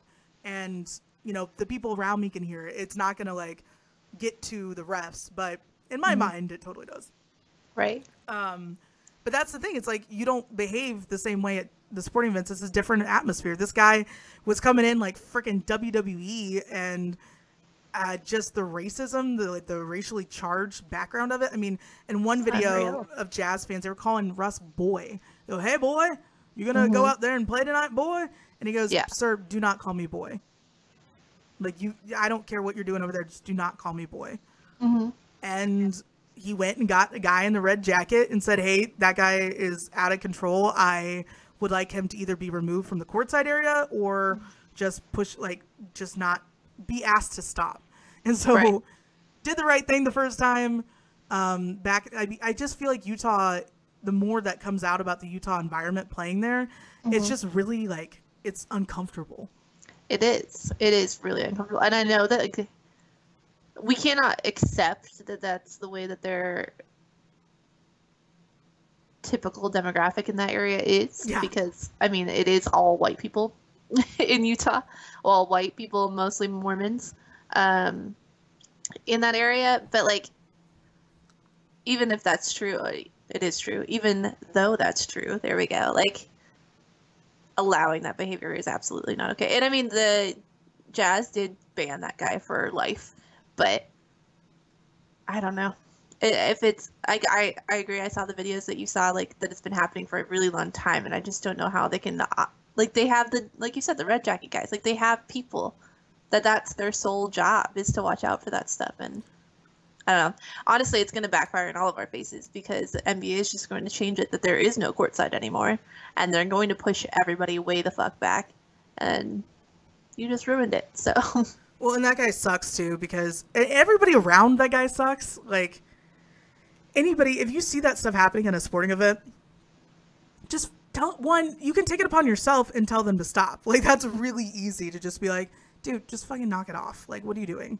Like, but I am surprised by how many people are so afraid of confrontation like that they would just let it happen. And I get it. Like, if, guns are scary. So if there's a situation where you don't know for sure if somebody has like a weapon on them, but you've gone into the metal detectors, you guys have gone in through security, I feel like there's a pretty strong chance that the guy's not a mastermind of getting weapons around security. I feel like somebody could have stood up and been like, yo, what are you doing? Like, leave the guy alone. Yeah, or if you're afraid, like I said, they have people. There are people everywhere that work for that building that will do it for you. And they're okay with being the bad guy. That's what they're trained to do. Yeah, it is their job. Obviously, they weren't doing their job to begin with because that guy should not have been that vocal. And there's no way that, like, it should have escalated to that point. No. Like, somebody should have seen him even talking to a fan and intervened right then and there. But yeah, so maybe we have to beef up the requirements. I'm not saying that guy looked old in that one video, but he looked very like, oh, did you need something? Like very like calm, not quick to action. I feel like, the security is great and the red coats are great out on the court. You have the little like feels good, makes you feel like there's some security there. But if they're not doing their job, then they need to kind of get reevaluated for that, because this day and age, you're going to get recorded. You're going to end up on the internet. Like, I don't know why people don't get that yet. Right. Playing the victim doesn't work when other people have recorded you being atrocious and awful. And if you have time to record somebody being awful to somebody else, you have time to step in. That's the part that gets me. I hate that. Like, if you're going to record bad behavior, like, why are you not doing something? Or even, like, little stuff. Like, everybody during the 8,000 blizzards that we had, they're like, look at this person trying to push his car out. Go fucking help him. Yeah. Like, what are you doing? Yeah. It's fucking bizarre to see, like, where we've gone with the communication borders with society. And, like, I know Adam Silver is all about the let's blame social media for everything. Why teams aren't teams anymore. But, like, social media has done so many good things, like connect people and get fan bases together where we can all, like, you know, feel like a sense of community and not be on Reddit, because Reddit freaks me out. Most people, I feel like, are freaked out by it. Trying to get into Reddit. It's a very difficult process, so good luck to you. I've tried. It doesn't work for me, so I feel like you're a little bit more, like, Reddit savvy. I don't know. No. I'm trying. You're really it's so good. ugly. So ugly. It's definitely difficult to look at all the time. It stresses me out. Like, Pinterest used to stress me out. I had to make it, like, this big so that I could only see one strip at a time instead of, like, the 800 boards. And I was like, get away. How am I supposed to learn anything, you idiots? Yeah. No, and that's the thing. It's like everything's streamlined, but also you can't hide from social media. That's the other thing, like bad behavior. If I'm out at the Big 12 tournament fucking throwing haymakers at people, chances are I'm going to get recorded. So it falls on everyone. Behave in public like you would want it, you know, everyone in your family to see you behave. And I feel like it's weird we have to tell grown-ass adults this. Well, and even if you own your own business, you should not be acting like that. But highly unlikely that anybody outright owns their own business and has no investors or anything that they're dependent on. Like, people fire people for the stupidest, like, mildly racist or controversial, what is it? Controversial, there we go, stuff. They fire them so fast these days because they have to, because the internet gets so outraged so fast that they will lose money.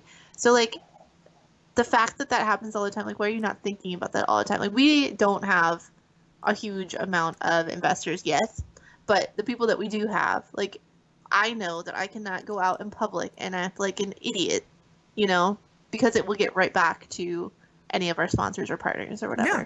I mean, you know, hell, like, it's happened before where I've been in the middle of things and they were completely untrue, but people still took it upon themselves to seek out our sponsors and seek out things. And we stay very, I feel like we have the sponsors and the investors that we do have because we're very much in communication with them about things that are going on. So they knew already what was going on. I reached out multiple avenues to, you know, end the tweet storm and the social media storm of some people. But I get it. Like, even just that small blip can be like, what the hell is going on? And it makes people freaked out. They're not used to it. Like, we're very, I mean, for lack of better terms, we're polarizing in the fact that we are not being paid to tell you things. We're telling you our actual opinions. We're being 100% ourselves. And that's what I think the transparency is. We're not, you know, trying to be something that we are not. We are just ourselves unapologetically, and that's either good or bad. So when brands sign up for this stuff, they know what they're getting themselves into, usually. But, you know, there's always going to be somebody that goes AWOL, and you have no idea. You have no idea why it happened, but you just got to get out of it. You got to rage quit. Yeah. Well, I mean, in today's day and age, nobody knows what you're doing more than the people that hate you. So, like, they don't follow you, they don't support you, whatever, but they know everything you're doing because that is, like, I don't know, that's what people that do that to people that they don't like. I do it too. Like, to people on Facebook that I don't like, I'm just like, oh, I know what you're doing. You know, like, you keep tabs on people that you hate for whatever reason. Should something go wrong, it's because you're going to be happy from that, which is silly that that's the world we live in, but it is. So, like, you got to be careful because somebody's always watching. Somebody's always got a camera.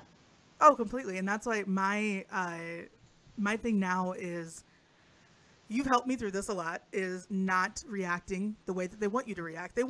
People want you to have a meltdown for their own entertainment. Okay. So, like, quick little social media tip. If you don't react to anything, it really dampens somebody's campaign to bring you down. Right. If you don't reveal anything about your life either, that's a really good way to stay out of that. Even when I was engaged or dating or in a serious relationship with people, very few people on the internet knew, and it was all just friends and family. Like if I'm with somebody, I don't want to share that side or that world with them. And it's incredible to see how many people just put their fucking every move and every little thing that they do right up on there for people to judge. It's like they need that validation. What are they going to do without retweets and faves? Like, I don't know. It's going to ruin a lot of people's days. That's for sure. You just post a selfie because you're feeling lonely and ignored, and then no one knows how many people love you? Right. What is this? I don't know. This is turning into a social media rant, which it doesn't need to be, but whatever. The people, like you just said, like the people that post stuff and then are shocked by people judging them for posting things. Like, you posted it on the internet. What did you expect to happen? If you don't want them to say comments on your life or what you're doing, don't post it. Exactly. And that goes back to like creating this perfect little world. No, I think that like out of what could be considered influencers, if you add me to that mix, I think that I'm very, very, very honest and open with my daily life. More so, I know I feel like a lot of people are judging me from that too, where they're like, oh, well, has this always been you? Has this always been what you are into? Kind of like with your Patreon and your cosplay and everything. People are like, oh, is this something new? Is she okay? It's like, no, like maybe we're finally in our own comfortable zone to where we're letting, ourselves shine through. And that's what you should do on social media.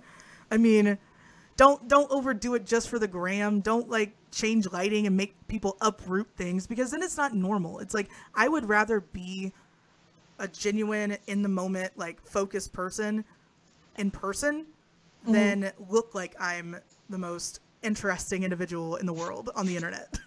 Right. Because then, I mean, nobody stays around for that. So no, like if you don't have a personality in real life, Godspeed. People always talk about how they're going to do like a podcast, like sports radio, whatever. They're like, people, especially bigger names in sports radio, constantly get told, I could do your job, no problem. No, you couldn't. No, you can't, but it's cute. I invite you to try, and then I will see you on episode 3 when you are no longer around.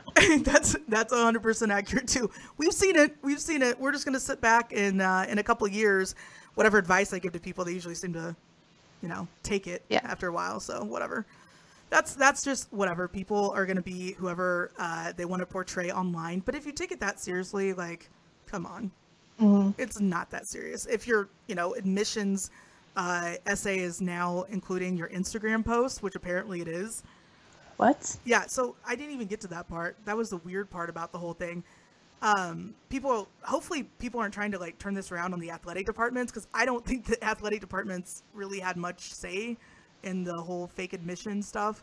But Lori Laughlin's daughter, the Olivia Jade or whatever, both of her kids that went to USC were on athletic scholarships, or they were like recruited so that way they could get in on that one loophole. So they would fake posting pictures on rowing machines or like in a crew boat.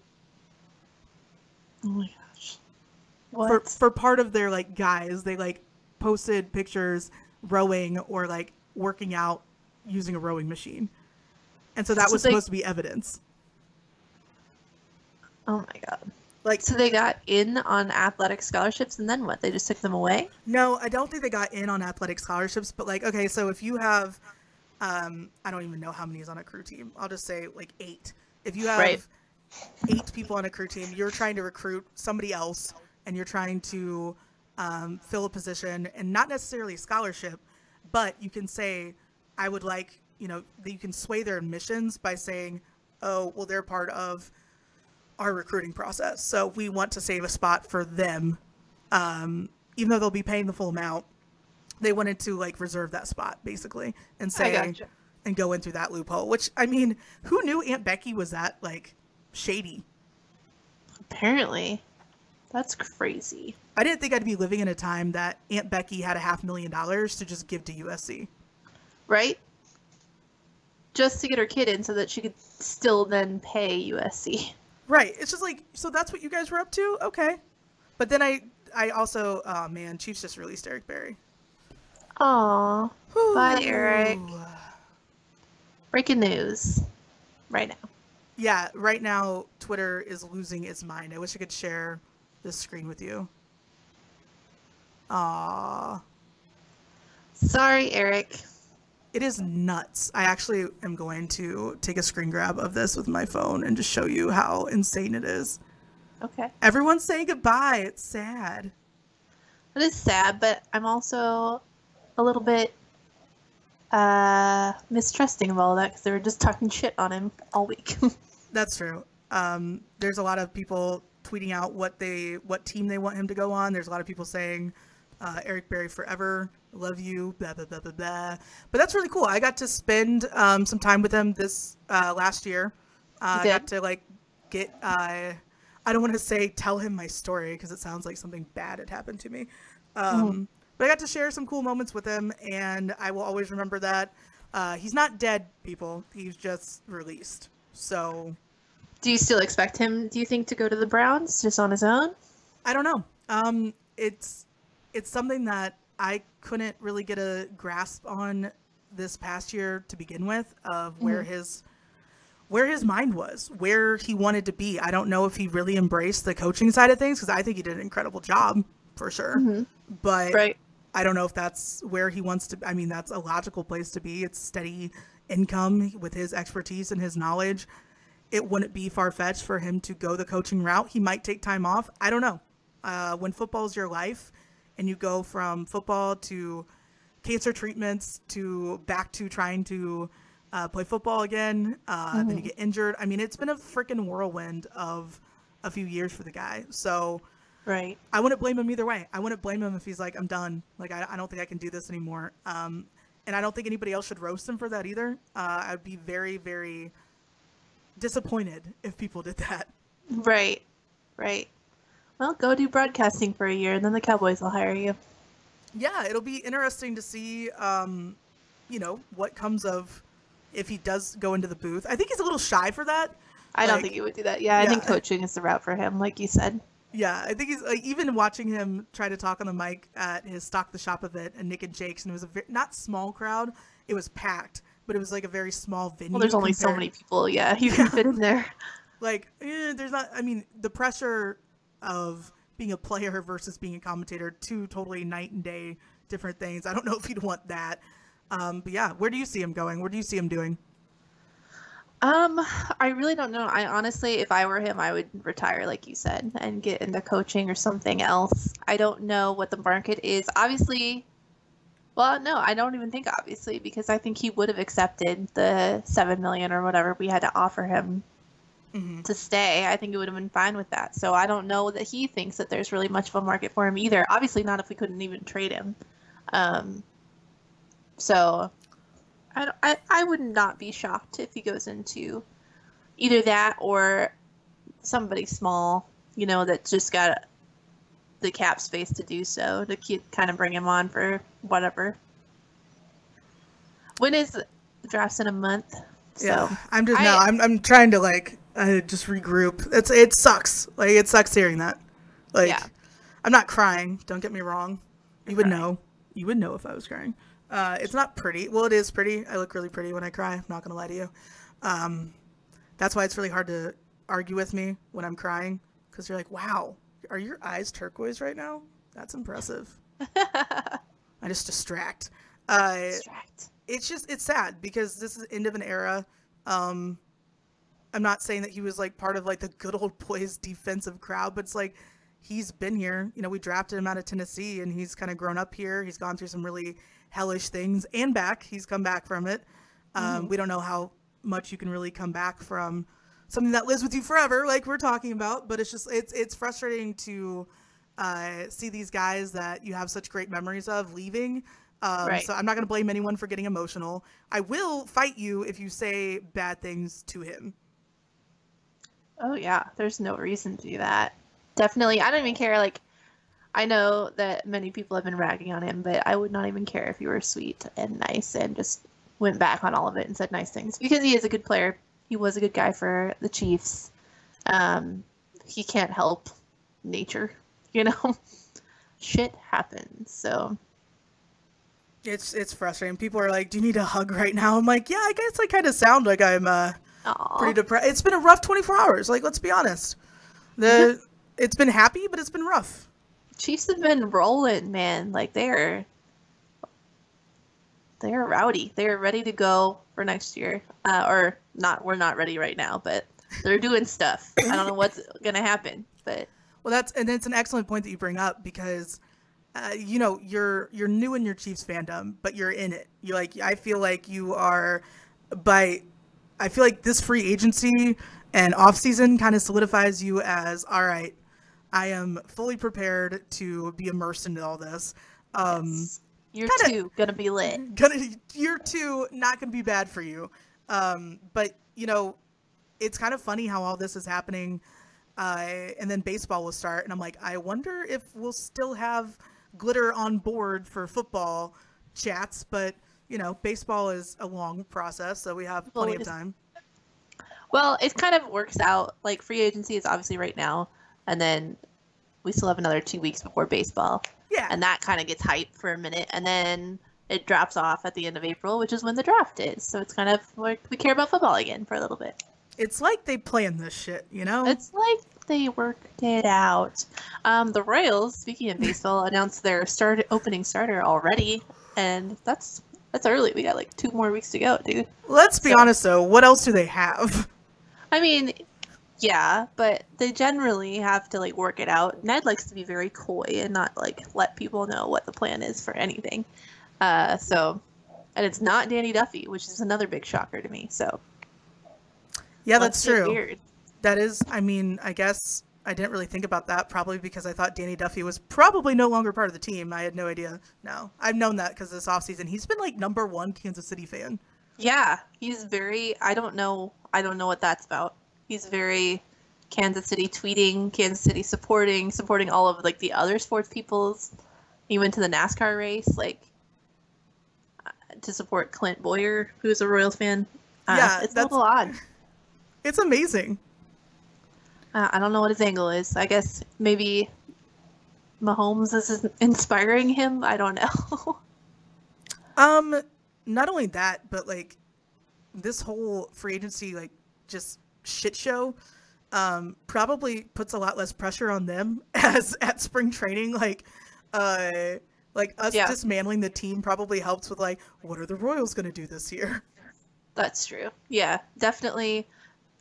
Literally getting rid of every player we possibly could, as the Chiefs, has definitely taken any news spotlight off of the Royals. But yeah, the Chiefs are breaking hearts left and right with these moves. But what I was getting back to, I guess, was what does this signify to you with their bullish offseason that they're having?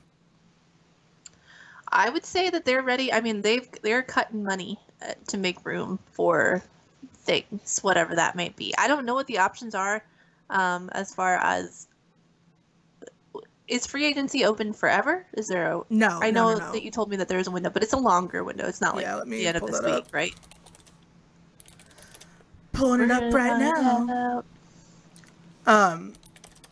Yeah, because that would be absolutely ridiculous. Well, it's so hard for me to wrap my head around football because I'm just so ingrained in baseball that the fact that like I'm worried like right now in my mind I'm like what free agents are left, but like with football we can go to the draft and get players that are ready to play immediately. Like that still does not register in my brain that like we can spend money that way, because it's like to me I'm like we're drafting them. That's cool. We'll see them in 7 years. So like that's throwing me off as well. But all right, so we've got we're in the August timeline now. Deadline for players under contract to report to their clubs to earn accrued season for free agency is August 6th. If drafted rookie is not signed with his club by this date of August 6th, he cannot be traded. Reducing roster deadline. Let's see. Claiming period for players placed on waivers at the final roster at noon on September 1st. So it looks like all the roster moves and signing periods end with like transition players, veteran players, and everything else. Let's see, July 22nd. Okay, so we have until July, we'll say. Yeah, so signing period ends for unrestricted free agents to whom a May 7th tender was made by prior club. So after this date and until 4 o'clock on the Tuesday following the 10th weekend of the regular season, the prior club still has negotiating rights. Jesus Christ, you guys. Okay. Well, yeah, we have some time. Let's just put it in. We'll say summer. Good God. We Like, have until summer. Okay. put it in layman's terms, you fuckheads. All right, so we have some time to pick up some other stuff. I don't know what like I said, I don't know what the market is. We'll look into that and have it ready next week, so we can kind of see once the dust of this initial free agency madness settles, and kind of see. But I expect them to go for it all. I think that they're ready to win. I mean, we were already kind of set up for winning. Mm-hmm. Anyway, there's really not much we needed to do except on defense, so... Well, I think what we're doing the best right now is sitting back and discarding what we don't need. And I'm not saying that we don't need Eric Bear. I'm not saying that we don't need Justin Hughes. I'm not saying we don't need D Ford. We definitely don't need Steven Nelson, though. Have fun. Godspeed. Demetrius Harris, bye. Have fun in Cleveland. What about Mitch? Mitch, you know, it was funny. The most significant thing that I remember about Mitch Morse is still, to this day, Bradley Dowell's tweet about... hey guys, the Chiefs just drafted the guy that goes bowling with your dad. Like, oh my God. The picture that they used of him was like he still had the struggle hairline going on, like that. I'm bald, but I'm not giving up on it yet. Oh. And he had the struggle hairline going. His head basically looked like a fucking egg. Like it was like around, like back behind where my headphones are. For those of you watching the show, that's where his hairline was. So. He finally shaved it all. I think he got like maybe his girlfriend chimed in like, "Hey man, it's not happening for you. Let's just lose it." And then he kind of became just a little powerhouse. Like it's fun watching him. You know, he's a local guy in Mizzou. But this just shows. I mean, the Chiefs to cut Mitch Morse, who is a very significant player when not injured, to rely on his backup. His name's Andy, I think Reiter. I'm bad at this. Please make it Andy Reeder. That'd be badass. Andy Reeder. Come like, on. Reader. Come on. Writer? I don't know. We'll figure that out. We'll get back to you on pronunciations. They're not my strong suit. But that just really shows that the Chiefs are putting in the, I don't know, not belief, but they're really full faith in the future of this team being so young. And right. For any fucking free agent or for any rookie coming into that situation where your team is cultivated and based around a kid that's like going to be 24 this year, right? The future is building and you can be a part of it. And especially after the season the Chiefs had last year, I don't think that you could find somebody that watched the AFC Championship that could say full-heartedly that the Chiefs did not belong there. Right. No, absolutely. And that's what I tweeted out this morning, I think. They said Patrick Mahomes is 23, Tyreek Hill 25, Kelsey 29, Schwartz 29, Watkins 25, Chris Jones 24, which I did not know he was that young. Yeah. Kendall Fuller 24. How do you say his name? Tyron Matthew. Honey Badger 26. Honey Badger. They're so young and they're going to be feisty as fuck. And that energy is what. I don't want to say that like the NBA does a better job like utilizing the youth as well as the veterans, but with NBA players, you could have a kid straight off the bench playing alongside Russell Westbrook in a matter of minutes. It's not the NFL relies so heavily on their depth chart to really be able to handle if an injury happens or if something just in general happens with a player and you don't really remember the guy's just a rookie or this is his first start. They make a big deal about it, but like you hear like a huge announcement when a guy goes in off the NFL bench into a game because it's like that's not really heard of very often. NBA, shit, somebody sprains an ankle, somebody gets fouled out, like you're going to your bench immediately. So it's like, right. I feel like there is a method to this madness, but I don't want to say like time's up, old people, but hey, You know, the future in the NFL, we've seen it. We've seen the LA Rams and the Chiefs play on Monday Night Football. That is the future. It's very young. Yeah. Very, very young. I'm not mad about it. You know, I'm mad Unless about you're the Patriots. Yeah, the Patriots just. Whatever the fuck you're doing. I mean, it works. You know, you can't hate it like you can, but you can't hate the fact that they are doing what works for them. And Taylor's old as time. Belichick doesn't give a fuck about free agency, and he's not even around. Or shirts. No. So what do you think about Belichick being shirtless? Is that something that you're into? That is a lot. That is beyond dad bod. He is still he's thick. Yeah. But, like, in a beefy, like, I can still kick your ass if I felt like it way. Like, that man is, like, blocky. Ooh. That, like, I don't know what to call, like, the guy version of thick, because I think husky is rude, but maybe we just call him thick, too. Yeah. Well, I mean, like, husky to me still sounds like fat, or, like, borderline fat, which, Yeah. I mean, Belichick has some fat on him, but, like, how do you say, like, because thick means, like, you're a bigger person, but it's, like, in a good way. Yeah. Like, how do you say that for a dude? Like, because he's just, like, I didn't know how else to describe him, so I just called him a unit. I was like, that's one hell of a unit. He is a unit. That's a good one. There we go. We figured it out. Okay. You just call the guy a unit. He's a unit. Yeah, you're not wrong. But that's my type. So, like, I'm sitting there looking at that, and I'm like, if it wasn't for your face, Belichick, no. He doesn't have that bad of a face. It's just scary. Like, His I feel hair. like, I can't get over the hair. and especially when it was wet too. I'm just like, what are you doing? Yeah. So many questions. What were you looking for? I hear the trash people outside, and I didn't put trash out. That's all. Casual. Guess what? Isn't this like in Kansas City, Missouri? Like the world is your trash can. You can just be like, here you go. Basically. But it'll be right. I'm sorry to hear that. You can bring your trash over to my house. I'll probably just honestly do that. Not to your house, but like just take it somewhere and be like, hey, sure. It's cool. So what do we have coming up? Because I didn't realize how close we were to ending the show here. Time flies when you're having fun and trying not to cry over Eric Berry leaving. Right. Before we get into closing, though, I need to know how much those edibles played into the duck story.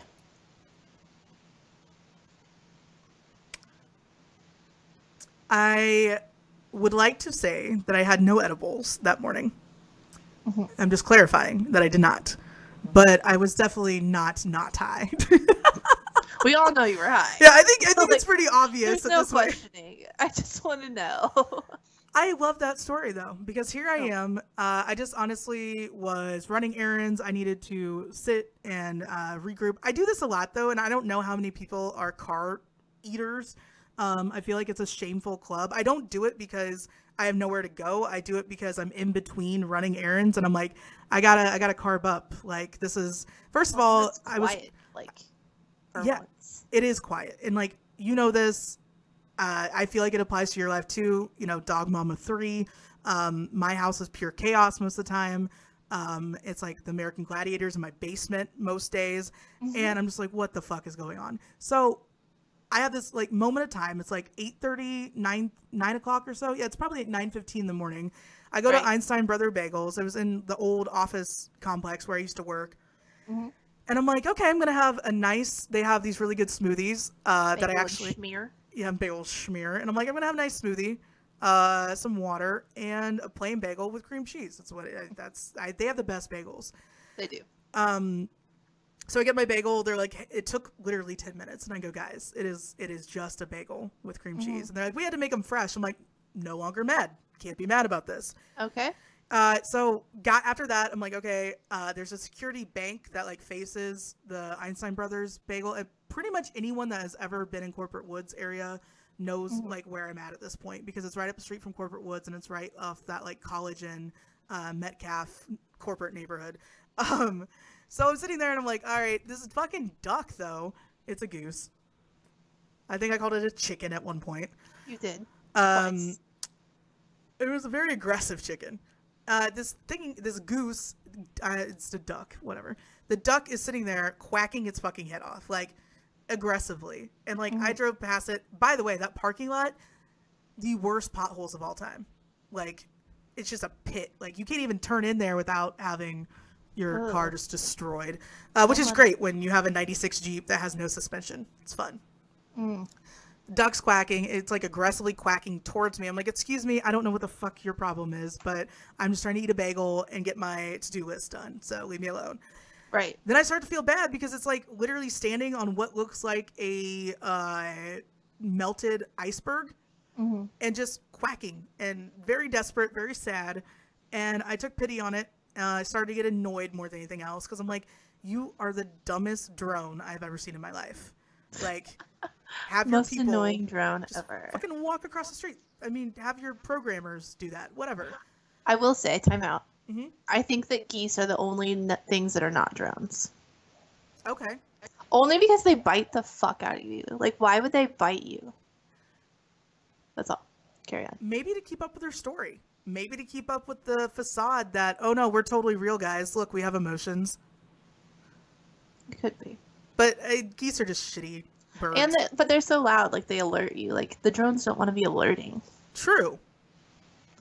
I'm gonna give you geese are real, and government modeled all of their drones after geese. Okay, I can dig there's that. There's some mixed in, of course, that are drones, but right. Well, you have to have a mole. Is that what they would call it? Yeah, a mole. Definitely undercover drones. Perfect. Okay, that makes sense though. No, I mean I think that's a strong point. He was upset, so I look up and I'm just like, this seems like a very agitated bird. Like, I'm not a bird expert, other than we know that they're not real. But it seemed agitated, so I was like, I'm going to start filming it. Come to find out, it was just, like, lost and just sitting there. And I was losing all sorts of hope for the bird. Because, I mean, I look at it like, dude, your friends are over there. I can see them. Like, just go over there. He wouldn't. He just sat there. And I'm like, this bird has to be a Scorpio. Like, the moodiest motherfucker sitting over there. I thought very briefly Sagittarius, but you were a lot more friendly than most of them. So I was like, maybe not. Maybe not. This is a very aloof bird. But then the ducks came over and I filmed that. I'm like, oh my God, the homie showed up. What is this? I was floored. I'm like, I did not think birds thought in like a herd mentality other than when they're like flying. I feel like if you lose one of them, what are you going to do? Like, it's nature. You lose one bird, he falls off your little V-flight thing. And then I'm like, why are you guys hibernating here? We've had the worst weather imaginable. Right. So then I'm like, okay, this bird is not very smart. Let's be honest. He couldn't make it down south. So obviously this might be a northern bird where this is actually winter. And so, yeah, I kept filming it and was more captivated each time. I would jump every single time it would look at me. Then new birds joined his little island. And finally, another bird flew over, landed right there on the little like weird median thing that he was on. And they both flew off together. Oh, he was just waiting for his lover. Maybe they had like anxiety. And could be. They just didn't want to walk into a bird room together or like, I don't know. And then walking to the party alone, never cool. Yeah, I mean, it kind of sucks to like look around and be like, hey, who do I know here? Because one, geese all look alike. So how the fuck are you supposed to tell? True. So yeah, that's what I got with the bird thing. I'm sorry for those of you that didn't get to see it. I might put it up on my highlights or something. Oh my God, but a lot of people were oddly okay with me calling the goose a duck or chicken. I only had one person correct me the whole time. They corrected you? One person did. But you called it a goose the first time. Like, you were correct the first one. I think that, like, no matter what you do, no matter what kind of content you put out, like, people are only going to listen to, like, half of it. So I feel like this guy probably just skipped along and was like, what is this dumb bitch doing now? That is not a duck or chicken. So, whatever. Well, that's what I was, last night I was sitting on the couch and, like, it was right when the OBJ tweets were happening. And so Nathan was like, what are you doing? And I was like, oh, Gat is tweeting about this. It's really funny. And she's like, and he was like, the very first thing he said was, oh, did she finally figure out that was a goose? I was like, what are you talking about? I haven't even seen the story yet. You're like, what? Everybody kept asking too. Like, even our buddy Kovac was like, hey, good work with the duck story. I'm like, thank you. I feel like I was, breaking news over here. That's funny. At least it's real. At least I am telling you real things that are happening. Oh, my sister said that when one goose is injured or sick, another goose will land with it from the V to make sure they're okay. Oh. It's apparently in very many team working videos. So Oh. you were right. He just needed his battle buddy. That's amazing. See, #1 bird psychologist. Okay. All right. So goose are real. Geese are real. Geese are real. We've determined that, but everything else is bullshit. But there are some moles, so you never know which ones will drown. Yeah. So be careful. I can't wait till, generations beyond us listen to this and they're like, those idiots, they didn't even know that birds aren't real. Like, we're cutting edge. You guys are all behind. Yeah, they are. That's a fact. Get on the goose train. All right. On that duck note, it is 4, so we are out of here. We will be back with you maybe tomorrow. We might be doing some Instagram Live situation, maybe. Yeah, I think we should definitely preface that we have a new setup. So we have a new setup, and we don't know how to use it 100%.